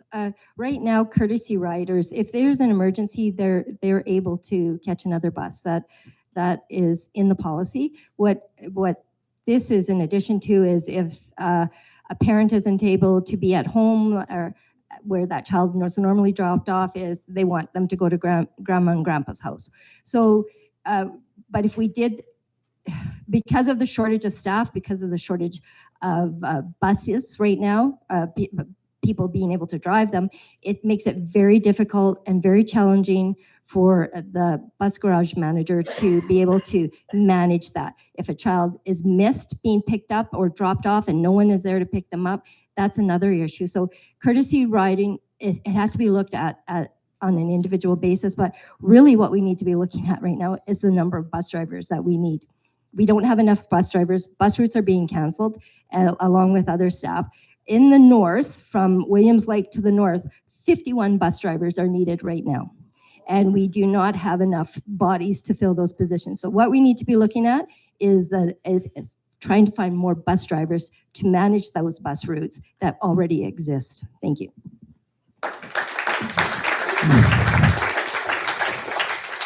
Thank you, Nadine. So Jacqueline, if elected, would you consider changes to the current busing policy to address issues such as courtesy riders? Also, would you consider transitioning busing to a fee-for-service model? Thank you for the question. And so I'm going to be quite frank. I've read a lot of the policy and a lot of the statute and bylaws as it relates to this position as trustee. I do not know the bus policy. And so it would be facetious of me to come here and give an opinion as to what changes should be made because I do not know the bus policy. My children have never ridden the school bus, nor have I when I was a student here. But I do understand that budget allocation is a huge issue in the role as a trustee. I mean, when it comes to students, money shouldn't be an issue, but unfortunately it is. It's absolutely crazy to hear that we're in such dire need of bus drivers. So with that knowledge and fact, I would state that perhaps it's not the right time to address any further changes when the system and the bus system is not in a position to be able to handle those changes. On the issue of whether a courtesy riding should be available, if the system cannot support driving students as is, it's likely not a good idea. I'd also mirror what Mandy stated in that there may be behaviors on the bus, and I think that that's a valid concern when it comes to parents and students attending or using the bus when they are not a regular bus rider. I don't agree that it would be, in my view, it would be appropriate to change transition to a fee-for-service model. I feel like with the climate of our community and with our province, many families could not afford that. And so it would probably negatively impact a lot of single-parent households. And that's my response. Thank you, Jackie. If we could pass the microphone to Sarah. Sarah gets the next question. So Sarah, what programs will you support and implement to address potential violence and other expressions of aggression and intimidation, for example, racial jokes, bullying based on sexual orientation or presentation, mocking cultural practices and accents within schools? Robin, can you repeat the question one more time? There's a lot there, so. Yeah. What programs will you support and implement to address potential violence and other expressions of aggression and intimidation? For example, racial jokes, bullying based on sexual orientation or presentation, mocking cultural practices and accents within schools. Thank you. So we do have like codes of conduct that keep our children safe. If I were elected to be a trustee as a second term, I myself wouldn't implement any program or of such. I would support our current policies that address potential violence or aggression. But really, I give it to our principals and our staff and our senior leadership who and support workers who see issues before they arise, and if they do arise with respect to students bullying one another, that it is addressed immediately with consequence, but also a teaching model or a teaching approach is also used with our learners. I want to acknowledge that students and learners can be tough in this day and age, but then they are also very flexible in their approach to differences. So I would support our current model. Thank you. And so Carol, what programs will you support and implement to address potential violence and other expressions of aggression and intimidation? For example, racial jokes, bullying based on sexual orientation or presentation, mocking cultural practices and accents within our schools. Well, I'm not completely familiar with the code, but from what she said, there is a code of conduct, and I think a code of conduct is a good thing to guide children. Violence should never be tolerated. Bullying should never be tolerated. Mocking should never be tolerated. And jokes and mocking can be bullying, just in another way. And I think that we have to be really sensitive to that. We have to address that. And if there is a need to do something to address that more aggressively, I certainly would look at that. If parents, came to me with concerns and had ideas, I'm open to whatever else could be done to enhance that. Thank you, Carol. So over to Mandy. Mandy, what programs will you support and implement to address potential violence and other expressions of aggression and intimidation? For example, racial jokes, bullying based on sexual orientation or presentation, mocking cultural practices and accents within our schools. Thank you. So as Sarah mentioned, we do have a code of conduct within School District 91. As a parent, I sign off on it every year. The students at the high school, I believe, sign off on it as well. My daughter signed hers. I'm sure she had to. If she didn't, I appreciate that she did. I believe this policing of this behavior falls to our frontline staff, our teachers, our TAs, our counselors, our principals, our vice principals. I'm going to pull a little bit of information from Vanderhoof Minor Hockey. At 13 years old, we have a code of conduct and a social media policy that our players and parents have to sign off on. The social media policy is important, I think, because a lot of our bullying and harassment is happening through online avenues. Kids have access to devices. They have iPads, they have iPhones or Androids. They have access to so much technology. They don't have to sit there in a classroom and poke fun at someone. They can send them a text message and it goes unnoticed. The school and hockey also bring in the White Hatter to present on the social media aspect. And I believe I bring in the Vanderhoof Minor Hockey because I'm familiar with it. And part of that is it takes a community to raise a child. So it's not just at the school you have to be respectful. It's when you're in the community, when you're at your sport, when you're out and about with your friends, you need to be respectful of everybody, not just your friends or your family. You be respectful of the entire community. Thank you, Mandy. So Nadine, what programs will you support and implement to address potential violence and other expressions of aggression and intimidation? For example, racial jokes, bullying based on sexual orientation or presentation, mocking cultural practices and accents within schools.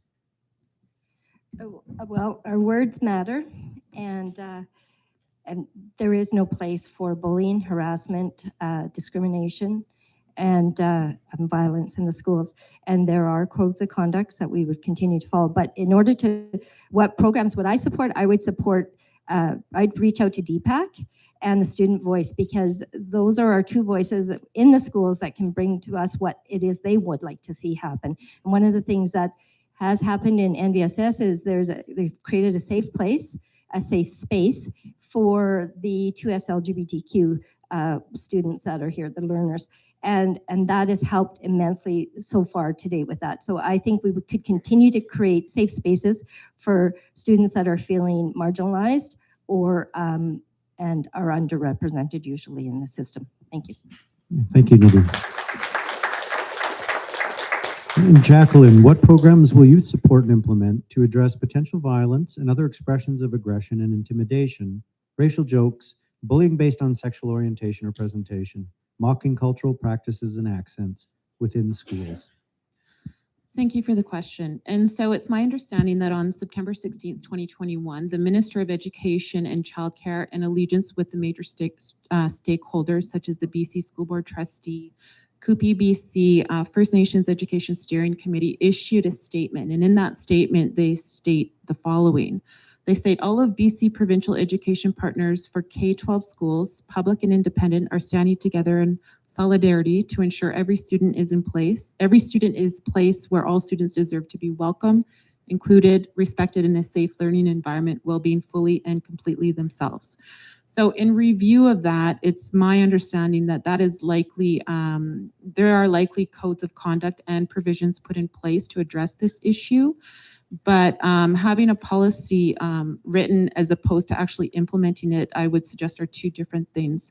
And so I do agree with a lot of the sentiment that was put forth by my fellow nominees in that it needs to be confronted head on.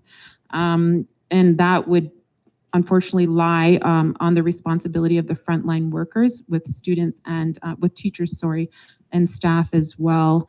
I would also hope that parents would teach their children to avoid any behavior that is mocking or bullying another child for their culture or their language. I know that being educated in this school, I encountered that a lot. And I know that my children have encountered that a lot. And it's absolutely heartbreaking. And it's important for parents and teachers to understand that creates long-lasting impact on a child and on their self-esteem. And I'll revert back to the stats that I quoted earlier about suicide rates for First Nations students as well as LGBTQT community members. And so in my view, that the best way to stop that type of behavior is consequence. The consequence needs to be strict, it needs to be swift, and that is the only way really to discourage students from. Thank you, thank you. So we'll get the mic back to Daniel. While he's grabbing that, what programs will you support and implement to address potential violence and other expressions of aggression and intimidation? Examples are racial jokes, bullying based on sexual orientation or presentation, mocking cultural practices and accents within our schools. So I think that's a really important question, really important. I think a lot of kids learn these behaviors possibly at home and or from their peers. I think there are very simple solutions. You don't need a program, although there are some programs that would be good, and I'll mention one or an idea. If we're teaching kids and exemplifying the way we treat each other, if we're not dividing each other up by our identities and our, individually, or telling people that, we have to be divided in all these groups, there's no reason for that. If we teach each other kindness, respect, empathy, mutual understanding, I don't know if we're going to talk about First Nations issues, but listen, I have to admit I was guilty of some of this as a kid. And the reason why is because I didn't understand a lot of the First Nations culture and so on. I'm not trying to paint myself as a terrible individual, but I teach my kids, and I believe it can be done in the schools through service programs. Possibly the kids could go out and help just clean up the psychas if there is any type of service to do or something. And on the other hand, there can be other things done where all kids are serving each other. They get to understand each other. Harsh consequences are not the answer, and neither is dividing kids. I think we need to build respect, with example. And that can be done by showing that we're willing to listen to all sides of all issues. Thank you. Okay, thank you, Daniel. So we're going to move on to Carol now, who will lead off with this question. So this question is, a Canadian think tank study showed that all Canadian provinces tested lower in the academics of literacy, science, and math in comparison to 15 other countries. What should this say about what the emphasis on BC's K-12 education system should be? Well, I think if we're ranking lower than other countries, then it's something that needs to be focused on. Testing of children, I think, is important to see where they're at, what's working, what isn't working. I know the BCTF sent out a letter recently that they didn't want children involved in some testing, and I think those things are important to try to gauge where children are at and what is effective learning for them. I think there's too much focus on social issues. I think focusing on social issues can divide people rather than bring them together. And I think the academics of this study are showing that we need to do more work on that end of things. Thank you, Carol. So Mandy, a Canadian think tank study showed that all Canadian provinces tested lower in the academics of literacy, science, and math in comparison to 15 other countries. What should this say about what the emphasis of BC's K-12 education system should be? I honestly do not have an answer for that. It would depend on what countries we are comparing to, as well as which schools. The curriculum is so broad within our school, within the BC curriculum, and our teachers get to choose which portions they're teaching to a degree. And you can't possibly teach all the materials in the short amount of time that they have to work with these kids when you have 25, 30 kids in a classroom and with different learning levels and different IEPs. And as was said earlier, some kids are not academic. Some kids are hands-on, they're tactile learners. My daughter is very strong in art and music. If you ask her to read you a simple passage, she probably can't. But if you give her a couple harder words in there, she'll get it done. But her piano level, her figure skating level is above average for her age. So you can't put all these kids into the same box. My son, on the other hand, you can ask him any math question or any measurement, and he will give it almost as fast as his dad, who's a millwright. So you can't lump the kids together, and I don't think the test scores give accurate readings based on what can be taken out of the curriculum. Thank you. Thank you, Mandy. So Nadine, a Canadian think tank study showed that all Canadian provinces tested lower in the academics of literacy, science, and math in comparison to 15 other countries. What should this say about what the emphasis of BC's K-12 education system should be? Okay, well, I would like to, I have to wonder if the Canadian think tank study took into account private schools in that, because sometimes these studies do include private schools, and private schools tend to have students that they do not have to provide additional supports to. And people go there because they can afford it, and also because they are, if they do need the supports, they go into the public school system. So I'd have to wonder about that study showing that. And then what we do now is we have the foundation skills assessment, and that's the one that the BCTF was referring to. It's not perfect, but it's what we have, and it's what we can base our levels at with our students. And I think the results speak for themselves, because we have seen an increase in literacy, numeracy, and social emotional well-being.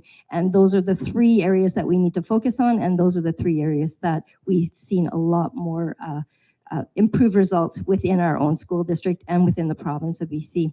Thanks. Thank you, Canadian. And so, Jacqueline, a Canadian think tank study showed that all Canadian provinces tested lower in the academics of literacy, science, and math in comparison to 15 other countries. What should this say about what the emphasis of BC's K-12 education system should be? It's a difficult question to answer because first and foremost, we need to know more details about the study. I do agree what information was collected in order to make that determination. That will help us assist. And we also need to understand why are we lower than these 15 other countries. And so without having that information, I think that we're at a disadvantage to respond to this. I think that this perhaps may be an opportunity to learn and look at other countries and cultures and curriculum and determine what they are doing in order to produce successful students. And I suppose that would be my answer. Thank you. And Daniel, while the mic's coming your way, a Canadian think tank study showed all Canadian provinces tested lower in the academics of literacy, science, and math in comparison to 15 other countries. What should this say about what the emphasis of BC's K-12 education system should be? Okay, so number one, we've got to be able to measure the results. And like Carol said, if the teachers union is discouraging sending letters home, which has happened in our district, discouraging parents from allowing their kids to even take those tests so that it can be measured, it's pretty difficult to recognize the problem. So you got to be able to recognize the problem. Then there's got to be more emphasis on academics rather than a lot of the other, I hate to harp on it, but a lot of the other social concerns. Those will take care of themselves if we're exemplifying kindness and so on. Of course, there's going to be some odd times where that's not the case, but on the whole, our school district statistically is only graduating 75% as compared to the rest of the province's 85%. I'm not going to try to pretend I know exactly why, but I have some guesses. We've had 3 different exchange students that all say that our classes, and they're in the same grades, and there's a lot of wasted time in our classrooms. I don't know why that is exactly either. I think teachers are trying, but we have to teach not to the lowest common denominator or to the kids who are struggling. Teachers are capable, if we spend the money to get more help for the teachers in the classroom instead of using that money on other things, that will be taken care of, because there will be more time for teachers to take care of the ones who are struggling, and then the rest will rise to their potential. Thank you. Thank you, Daniel. And so, Sarah, a Canadian think tank study showed that all Canadian provinces tested lower in the academics of literacy, science, and math in comparison to 15 other countries. What should this say about what the emphasis of BC's K-12 education system should be?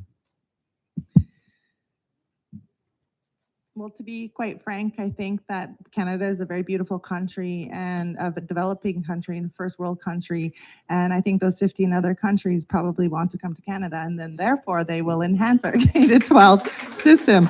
But I think that this may, like Nadine said, be a result of the private schools being included in that. I believe that our literacy, numeracy, and socio-emotional well-being are being met with respect to us as Canadians, as British Columbians.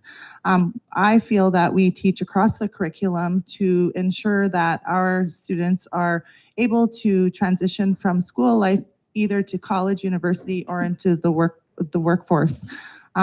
I think that the foundation skills assessment is beneficial to our learners, because it gives me, as I have young children in the school district, it gives me a base, like a foundation. And so I see my children's where they're at.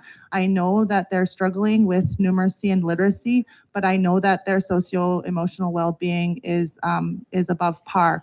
I know that their physical literacy skills are above par because they spend their time outside playing. We are one generation. I am one generation away from my mother not being allowed to take woodworks, from boys, God forbid, that they go into home ec. And so I feel that we are moving forward in diverse ways to ensure that our children have the best education. Thank you very much, Sarah.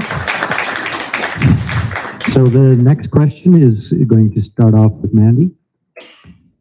The question is, what is your interpretation of No Child Left Behind?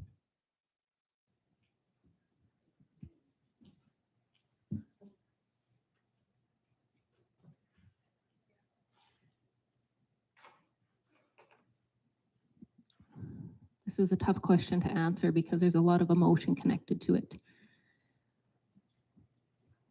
Part of, and I can only touch on a couple of parts of this question, part of this relates to children that have learning disabilities and do not have the supports in the classroom. It was mentioned earlier that we cannot teach to the lowest denominator in the classroom. However, that child is going to be left behind if you do not teach to their level. We are short on staff, so we do not have the supports needed to bring that child up to grade level. You can't have a teacher supporting every learner that has a struggle. You need TAs in the room. You need certified education assistants. You can't have teachers working with 15, 16 out of 30 kids that have an individualized education plan. That is not how teachers work. That is not how classrooms work. So you do need to bring the children into the picture. We can't leave them behind. I don't have much time left, so I'm going to leave it at that point. Thank you, Mandy. Nadine, what is your interpretation of No Child Left Behind? Well, I think that the obvious answer is that we want to see children move forward and be educated citizens to be contributing to a global economy. And so we want to see every child be supported as they move through elementary school, secondary school, and beyond.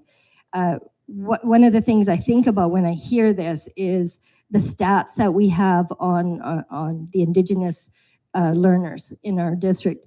And that is part of the reason why our grad rates are lower, because we have students that are getting left behind because they haven't had those supports. They haven't felt like they're part of the community. The Indian residential school system was here for more than a decade. It's going to take it's going to take us time to get beyond all that. One of the things that Murray Sinclair had said was education, and I'm going to quote Ken had said this last night, education got us into this mess, education is going to get us out of this mess. So when I think of No Child Left Behind, I want to see every child moving forward and being able to contribute to society by the time they become young adults. Thank you, Nadine. And Jacqueline, what is your interpretation of No Child Left Behind? Thank you. So my interpretation of the saying that no child is left behind is quite simple. It just means that every child matters.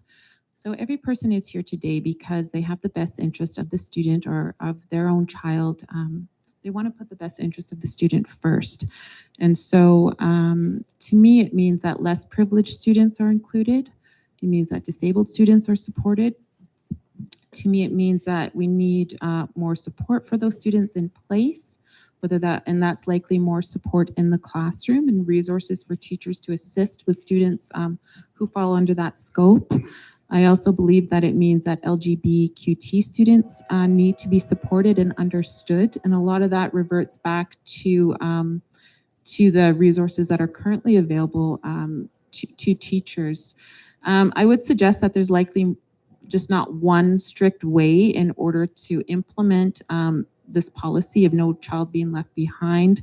And I think that there's probably more than one way to do it. And I think it's a matter of the community putting their heads together and figuring out where the gaps are, where the disparity lies, and how we can decrease that disparity in those gaps.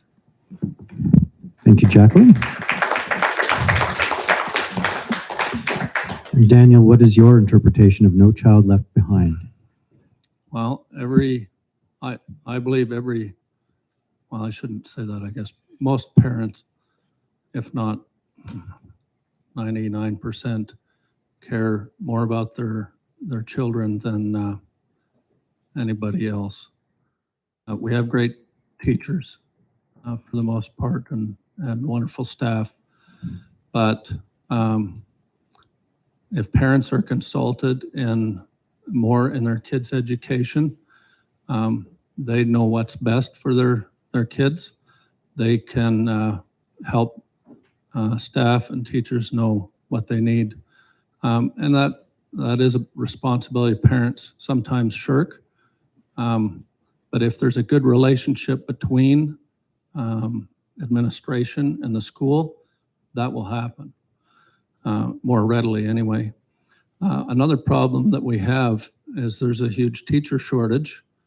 Part of the reason that is, I think we've lost a lot of teachers somewhat because of economic issues with their staff, or excuse me, their husband or wife not being able to find work here. There's like I said, housing shortages, so on. I'd encourage you to vote for town council that's going to help with those matters. We can't, school trustees can't do that. But what we can do is make this place a more attractive place for teachers where they're not forced to teach some things that they have a problem with, or they should be treated more sensitively and be able to speak their minds. Canceling Mother's Day sends out, and Father's Day sends out a pretty bad signal to teachers who may come here. That social issues mean more than the academics. Thank you, Daniel. Sarah, what is your interpretation of No Child Left Behind? I agree with Jackie that it really is, and Nadine, that is obvious that every child matters. I find that children learn very early that they can be left behind. And if they do learn that, because children are smart, they know that the classrooms are full.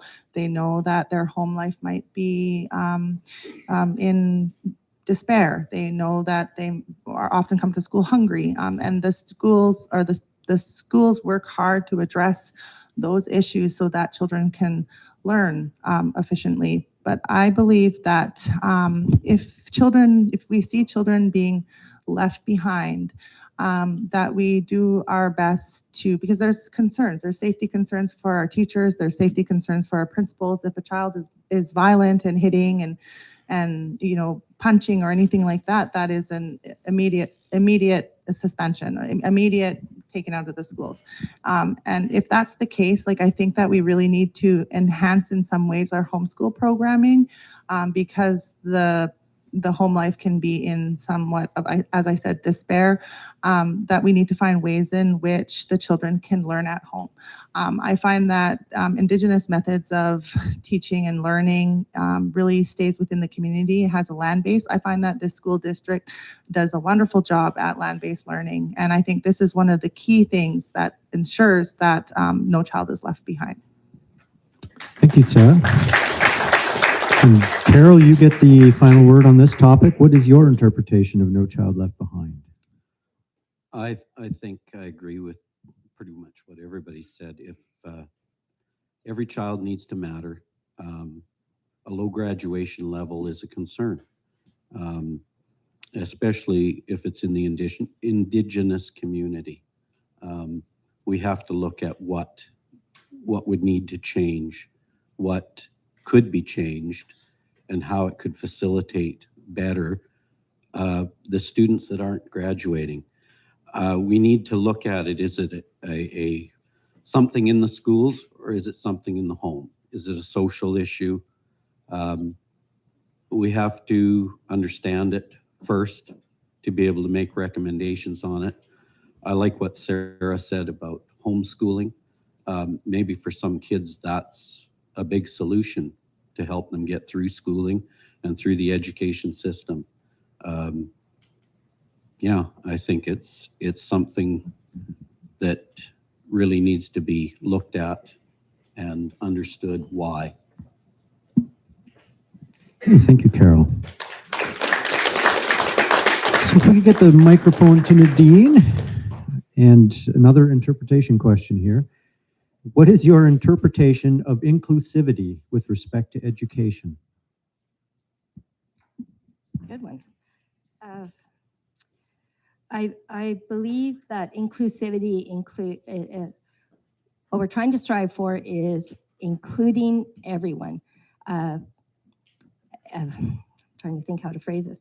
So members of the 2S LGBTQ community, Indigenous learners, non-Indigenous learners, learners that are differently abled, or we want to be able to ensure that everyone is treated with respect, with inclusion, and to be able to feel like they are part of a community and that they are feeling safe. Not just our learners and our students, but our staff.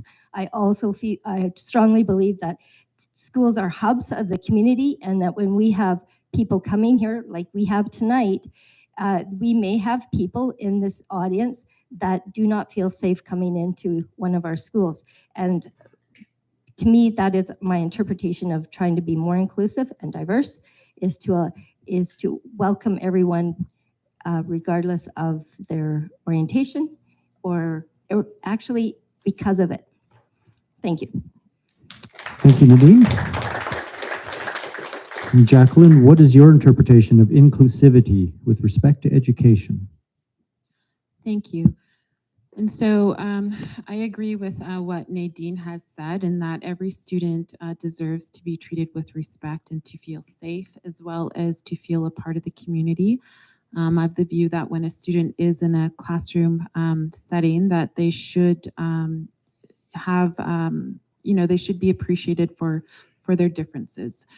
I'm going to focus more so on when it comes to Indigenous students. I think it would be really beneficial for educators and other students who are non-Indigenous to understand the way of life of Indigenous people. Sarah had made a comment about land-based knowledge in Indigenous communities, and that's huge.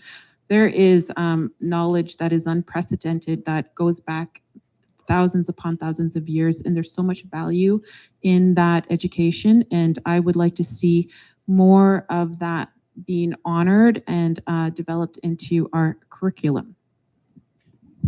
Thank you, Jacqueline. And we'll get that microphone back to Daniel. And so, Daniel, what is your interpretation of inclusivity with respect to education? I think it could be summed up quite simply. Part of my belief is that we're all children of God, no matter who we are, no matter what our identity. And I don't think that we need to include somebody simply because of their identity, but simply because they're a human being. And we need to remember these are other people's children. They deserve to be loved. If we teach kids that by example and by mutual respect with each other, and I'm not trying to pretend I'm perfect in this, by the way. I have a lot to learn. But we're all human beings. I think we should unite under that banner rather than focusing on all our differences. That's all I have to say. Thanks. Thank you, Daniel. And Sarah, what is your interpretation of inclusivity with respect to education? My interpretation of inclusivity is really to not to focus, but to acknowledge what divides us. That's that beautiful four-letter word, land. And it shouldn't have to divide us, the land question. Land-based knowledges are really important in our culture, to acknowledge how we came to be here, how we maybe in some way got ahead, and to make develop one's purpose is one of the ways in which we can honor and educate every one of our students, so that they feel included in our curriculum, included in our histories, included in our teachings.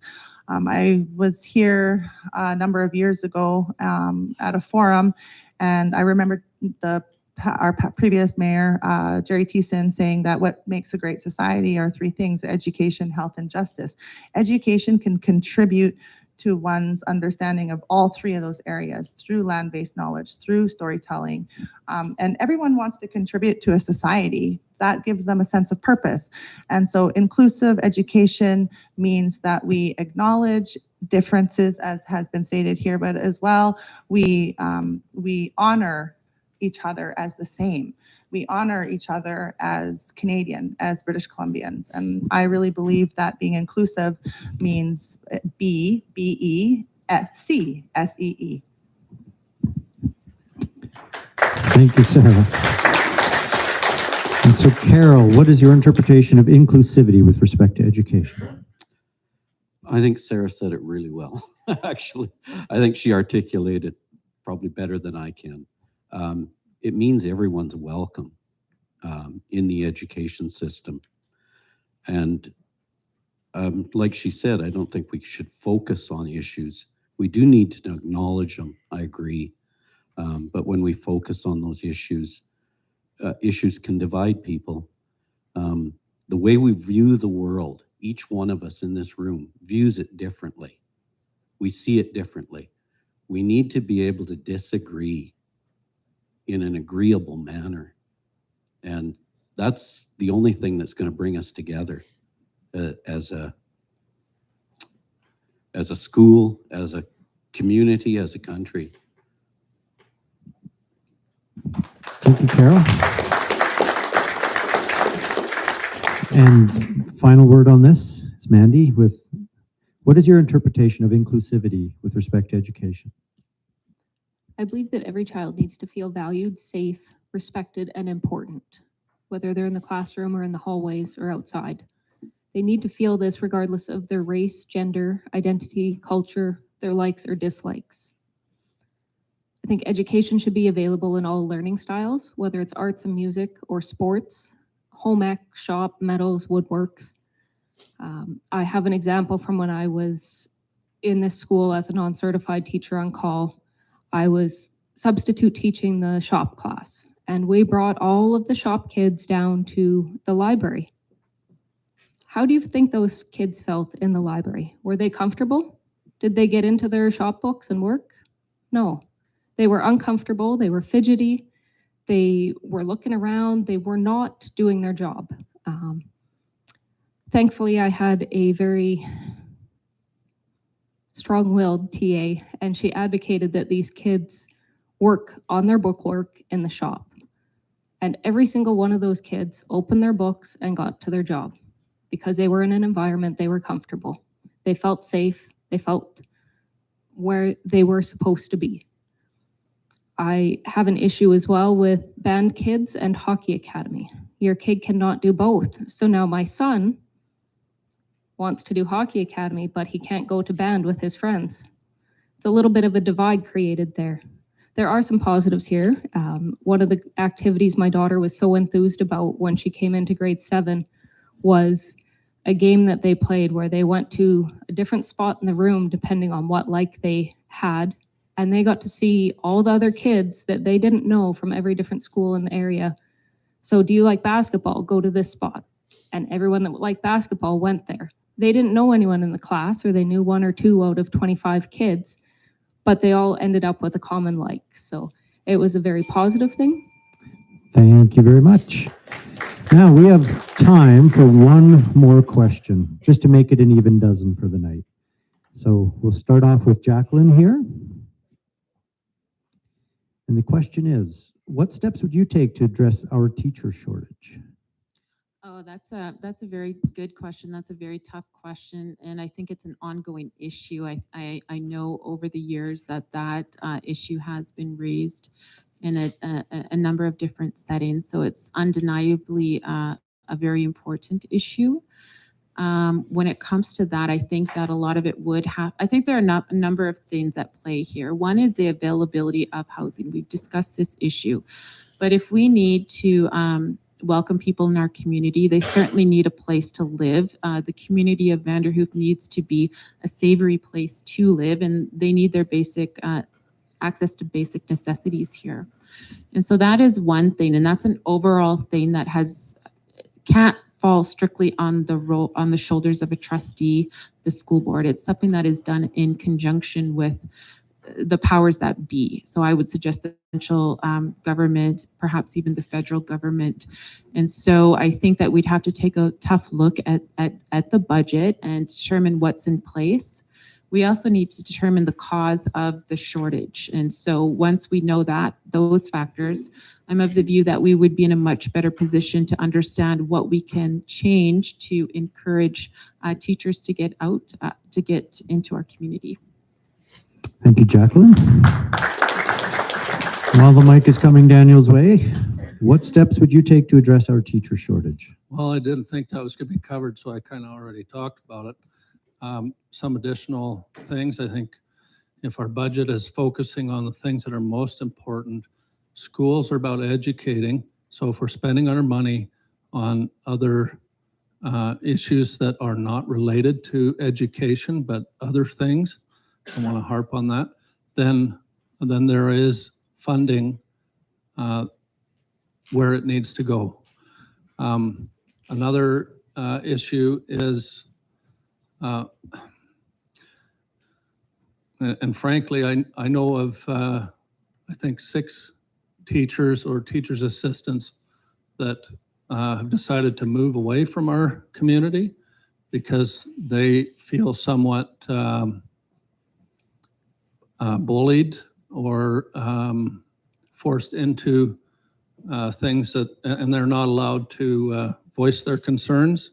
There's a harsh hand that comes down.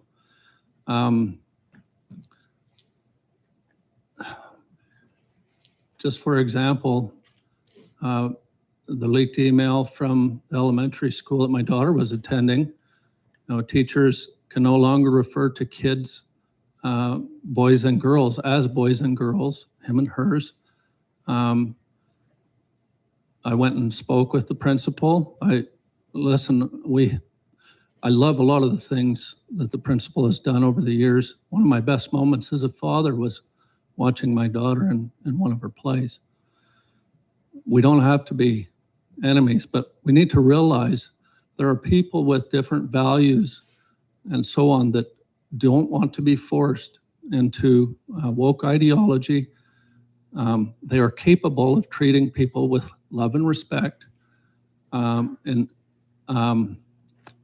if they're bullied, Thank you. they won't be showing up. Sarah, what steps would you take to address our teacher shortage? It's a tough question. It's a good question. It's a question that is relevant to across Canada, across BC. This district is unique as part of the ward system. We have a lot of voices at the table, which include many communities, many Indigenous communities in general. So I think that we can continue to promote our communities and our school district. This is a beautiful place to live and a beautiful place to work. That we continue as we are to lobby, send the letters to the government to build up our incentive program or possible incentive program for teachers to come to this area. It's tough because many of the teachers want to live like in the South, and they think that, up here that we're so rural that we still live in, substandard living conditions. So we need to encourage teachers and teacher assistants to live in this area by promoting and lobbying and creating incentive to be here. Thank you, Sarah. So Carol, what steps would you take to address our teacher shortage? The teacher shortage, I've talked to some teachers and some teachers' husbands to find out a bit about it. And Daniel touched on the one aspect of teachers leaving and staff not feeling safe. Good fences make good neighbors. And it goes back to respect for that aspect of it. However, that's not the whole problem, from what I understand. From what I understand, the wages in the area for teachers holds teachers back in a lot of ways from coming. Sarah's mentioned living in the South. A lot of teachers that come out of UBC want to stay in the South, and that's an issue. One suggestion that came out of those discussions was a bonus package to get teachers to move up here. However, housing is the biggest issue, I think. Two, teachers don't have, or people coming into the community, there is a housing problem from what I understand. Renting a house is very hard. A lot of these initiatives that we could put forward, we have to look at the budget. We have to decide where money can be moved if we were going to incentivize hiring of teachers. But housing needs to be solved. Thank you, Carol. So Mandy, what steps would you take to address our teacher shortage? I think one important thing that we need is more supports in our classrooms. We have a lot of individual education plans, safety plans for students with aggressive behavior or different triggers. So I think it's important that we not only have teachers come in, but also TAs in the elementary schools. Get your early childhood educators in there, ECE, counselors, personal assistants. A lot of our teachers up here are feeling exhausted because their day is so long. They go in, they do their planning, they teach all day, and then they have to do reports on behavior and come up with plans for the next day and for each individual learner. And sometimes there's a lot of those kids that have different plans in place in the classrooms, and they do have people that help manage that. But it's a lot on the teacher as well. Another aspect is just feeling welcome, having camaraderie and support from your other staff. How do you help this student, or what do you find works best? This is what I read in the safety plan. Is it up to date? Not only are we leaving students behind, we're leaving staff behind. If you're new, you don't necessarily know all the ins and outs. And it's hard, especially if you're a TOC or an NTOC, a teacher on call, sorry, or a non-certified teacher on call, coming in and you're meeting 500 kids when you come to MVSS, 300 over at McLeod. I think it's 150 or 200 at EDS. You're at about 60, 80 at Sinkit View. There's a lot of kids in our district, and that's just in Vanderhoof. It can be overwhelming to read the safety plans and the IEPs before class as a TOC. I speak from that because I graduated in 2005 and in June, and in December I was asked by the principal where I was living to come in and TOC because they were so short-staffed. Within 2 weeks of applying. Thank you. Sorry about that. As always. So our final response to the final question goes to Nadine. What steps would you take to address our teacher shortage? I'm just going to go over, excuse me, how many we are short. As of today, we have 18 LOPs, or called letters of permission, in the school district. And what that is it's 18 non-certified teachers in front of classrooms. And that is 18 out of 150 in the north. That is what we have to date. We have 55 teacher positions posted across the north, 128 support staff positions posted across the north, 258 uncertified substitutes posted across the north. We are short-staffed. There are not enough bodies coming out of post-secondary to fill these seats. There are only about 11 to 1,200 students a year graduating from the teacher certification program. One of the things we've done as a Northern Interior branch was to bring this forward to the teacher certification branch and to the government, to the ministry, to say we need to be able to grow our own. So I'm proud to say that that was carried, that motion was carried, and there is now an online teaching program. If you have a four-year degree, you can take this program within 2 years, you're a certified teacher. We have 2 in our school district that are working on that right now. The other thing is we've met with the Minister of Education and the Minister's staff, the ADM and the DM, and all of them have recognized that we have this problem in the north for recruiting and retaining staff. And so that doesn't happen very often. You don't get to bend the ear of ministers very often, but we did. She's aware. We are continuing those conversations with the ministerial staff to try and support us in retaining and attracting and retaining teachers across the north, because we don't want to be competing with our neighbors for the same bodies. Thank you. Thank you, Nadine. If we can get that microphone back to Daniel, we will move without delay to our final statements. So each candidate has 2 minutes.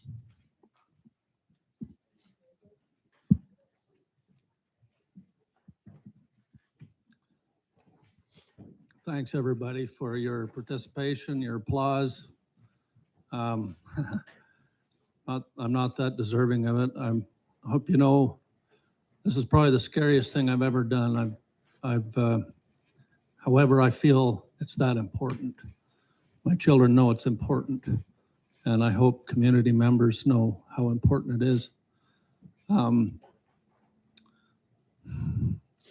number one thing I think qualifies me to be your trustee, one of the trustees, and I appreciate everybody here.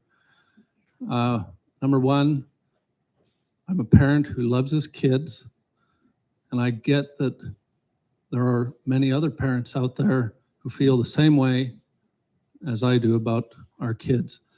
I want them to be successful. Whatever I can do as a trustee, I will do to make that happen. I think we need to prepare them, whether it's doing the air brakes class for training bus drivers, we could be doing that, or for those who are more academically inclined, we need to be focusing more on academics. I hope you know that I care about all individuals in our schools and community. I don't express that probably as good as I should, but I think that as a trustee, I can be trusted to put our children's futures, their safety, and their education first and foremost. Thank you. Thank you, Daniel. And over to Sarah for her final words. Well, I can't help but to bring out the feather. There was 2 wonderful teachings that were given to me by an elder in another community, in the Shuswap community, who stated that the best education that you can get is not very far from us. It is actually only the distance, the length of a feather.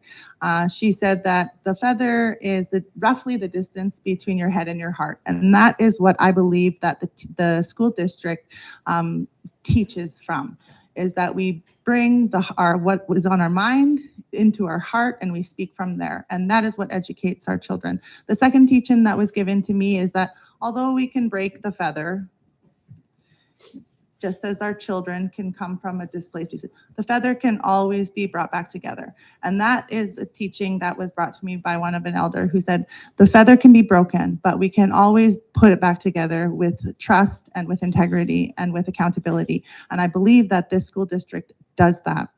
So I would like to thank everyone for coming out. I will continue to work hard for each of you and do my best to give fair consideration for all the issues and concerns that are put before me as a school trustee. I have young children in the school district for which I want the best education so that they can become respectful and accountable global citizens. Awet. Thank you, Sarah. And over to you, Carol, for your final words. In closing, I would ask each of you to consider what you value most. Should issues be elevated above people? We need inclusivity in our schools with diversity, schools that empower the families of our community, not contradict them. We need initiatives that serve to unite our community, not wedge them apart. Let's make our schools a safe, inclusive learning environment for all our students. We need to make academics that meet the needs of all students the focus of our schools, not political issues. So as we move forward, let us have eyes that see the people at the heart of the issue while we protect the children and their families' values. Resist being polarized by rhetoric coming from bureaucrats, unions, and media. It's time for the school board to listen to all the parents. This election is about change. Let's make a compassionate, respectful change. Parents, let's take back our schools, put our students first, respect our differences, but focus on academics. I'd ask you to vote for Parents Voice BC candidates in the School District 91. Our team is committed to representing all parents in the school board office. Thank you. Thank you, Carol. Mandy Davidson, your final words. As an elected official, it is the fiduciary duty to represent the voice of the people, not your own voice or your agenda. I am here to work with you and for you. My goal is to lead with compassion and bring your voice to the boardroom where decisions are made in your best interest and in the best interest of our children. I'll keep it short and sweet so nobody falls asleep here. Thank you, Mandy. Nadine. I would like to leave you with a little story that I heard from a presenter at our school district named Joe Crona about the difference between equal and equitable and how it relates to the learning environments in our schools. If we were all standing on a flat surface right now, trying to see over a 5-foot fence, especially me, some people would have an unobstructed view over the fence, my husband. Others may just be able to see over if they stood on their tippy toes, while others who try as they might would not be able to see over that fence. If we gave each of those people an equal-sized building block to stand on, the people who could already see over the fence would gain an even greater view. The people standing on their tiptoes would be able to see over without having to strain to do so. Yet there would still be people who would not be able to see over the fence despite receiving a building block of equal size. If we provide additional building blocks to those with a greater need, then we help everyone have an opportunity to achieve the same equitable outlook, equal versus equitable. If we continue to support all our learners while providing additional building blocks for the most vulnerable and marginalized students, then we are helping them surpass barriers and roadblocks in order to attain the same successes as their peers. Boards of education have a duty and a responsibility to ensure equitable outcomes for all our learners. Thank you. Thank you, Nadine. So Jacqueline, you had the first word tonight, now you get the last word.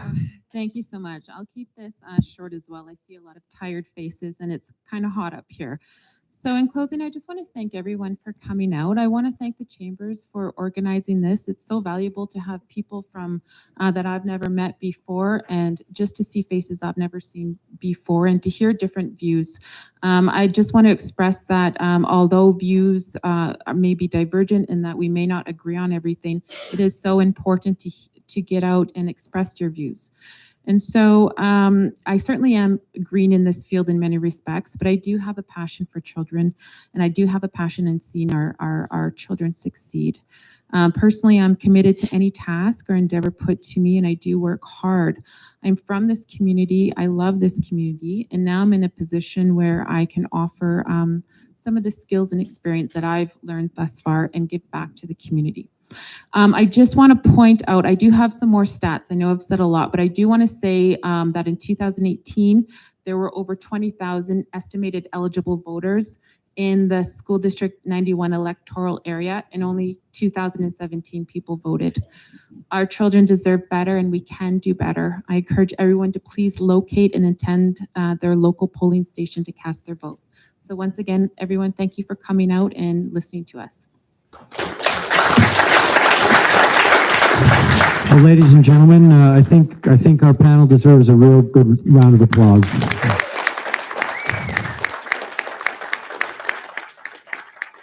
there were some very, very tough questions tonight, and you handled them with grace and composure, and we need diverse opinions, and we definitely had that on the table tonight.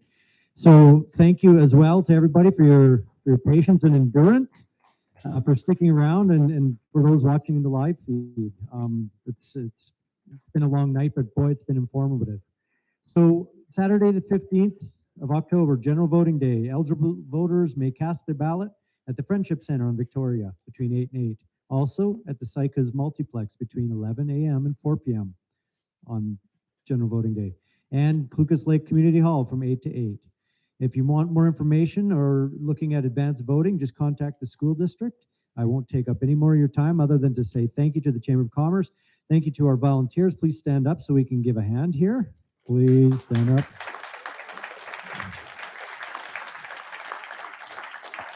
And thank you to the Northern BC Real Estate Board for sponsoring, and to the audience, of course. So everyone, have a great evening, and remember, your vote matters.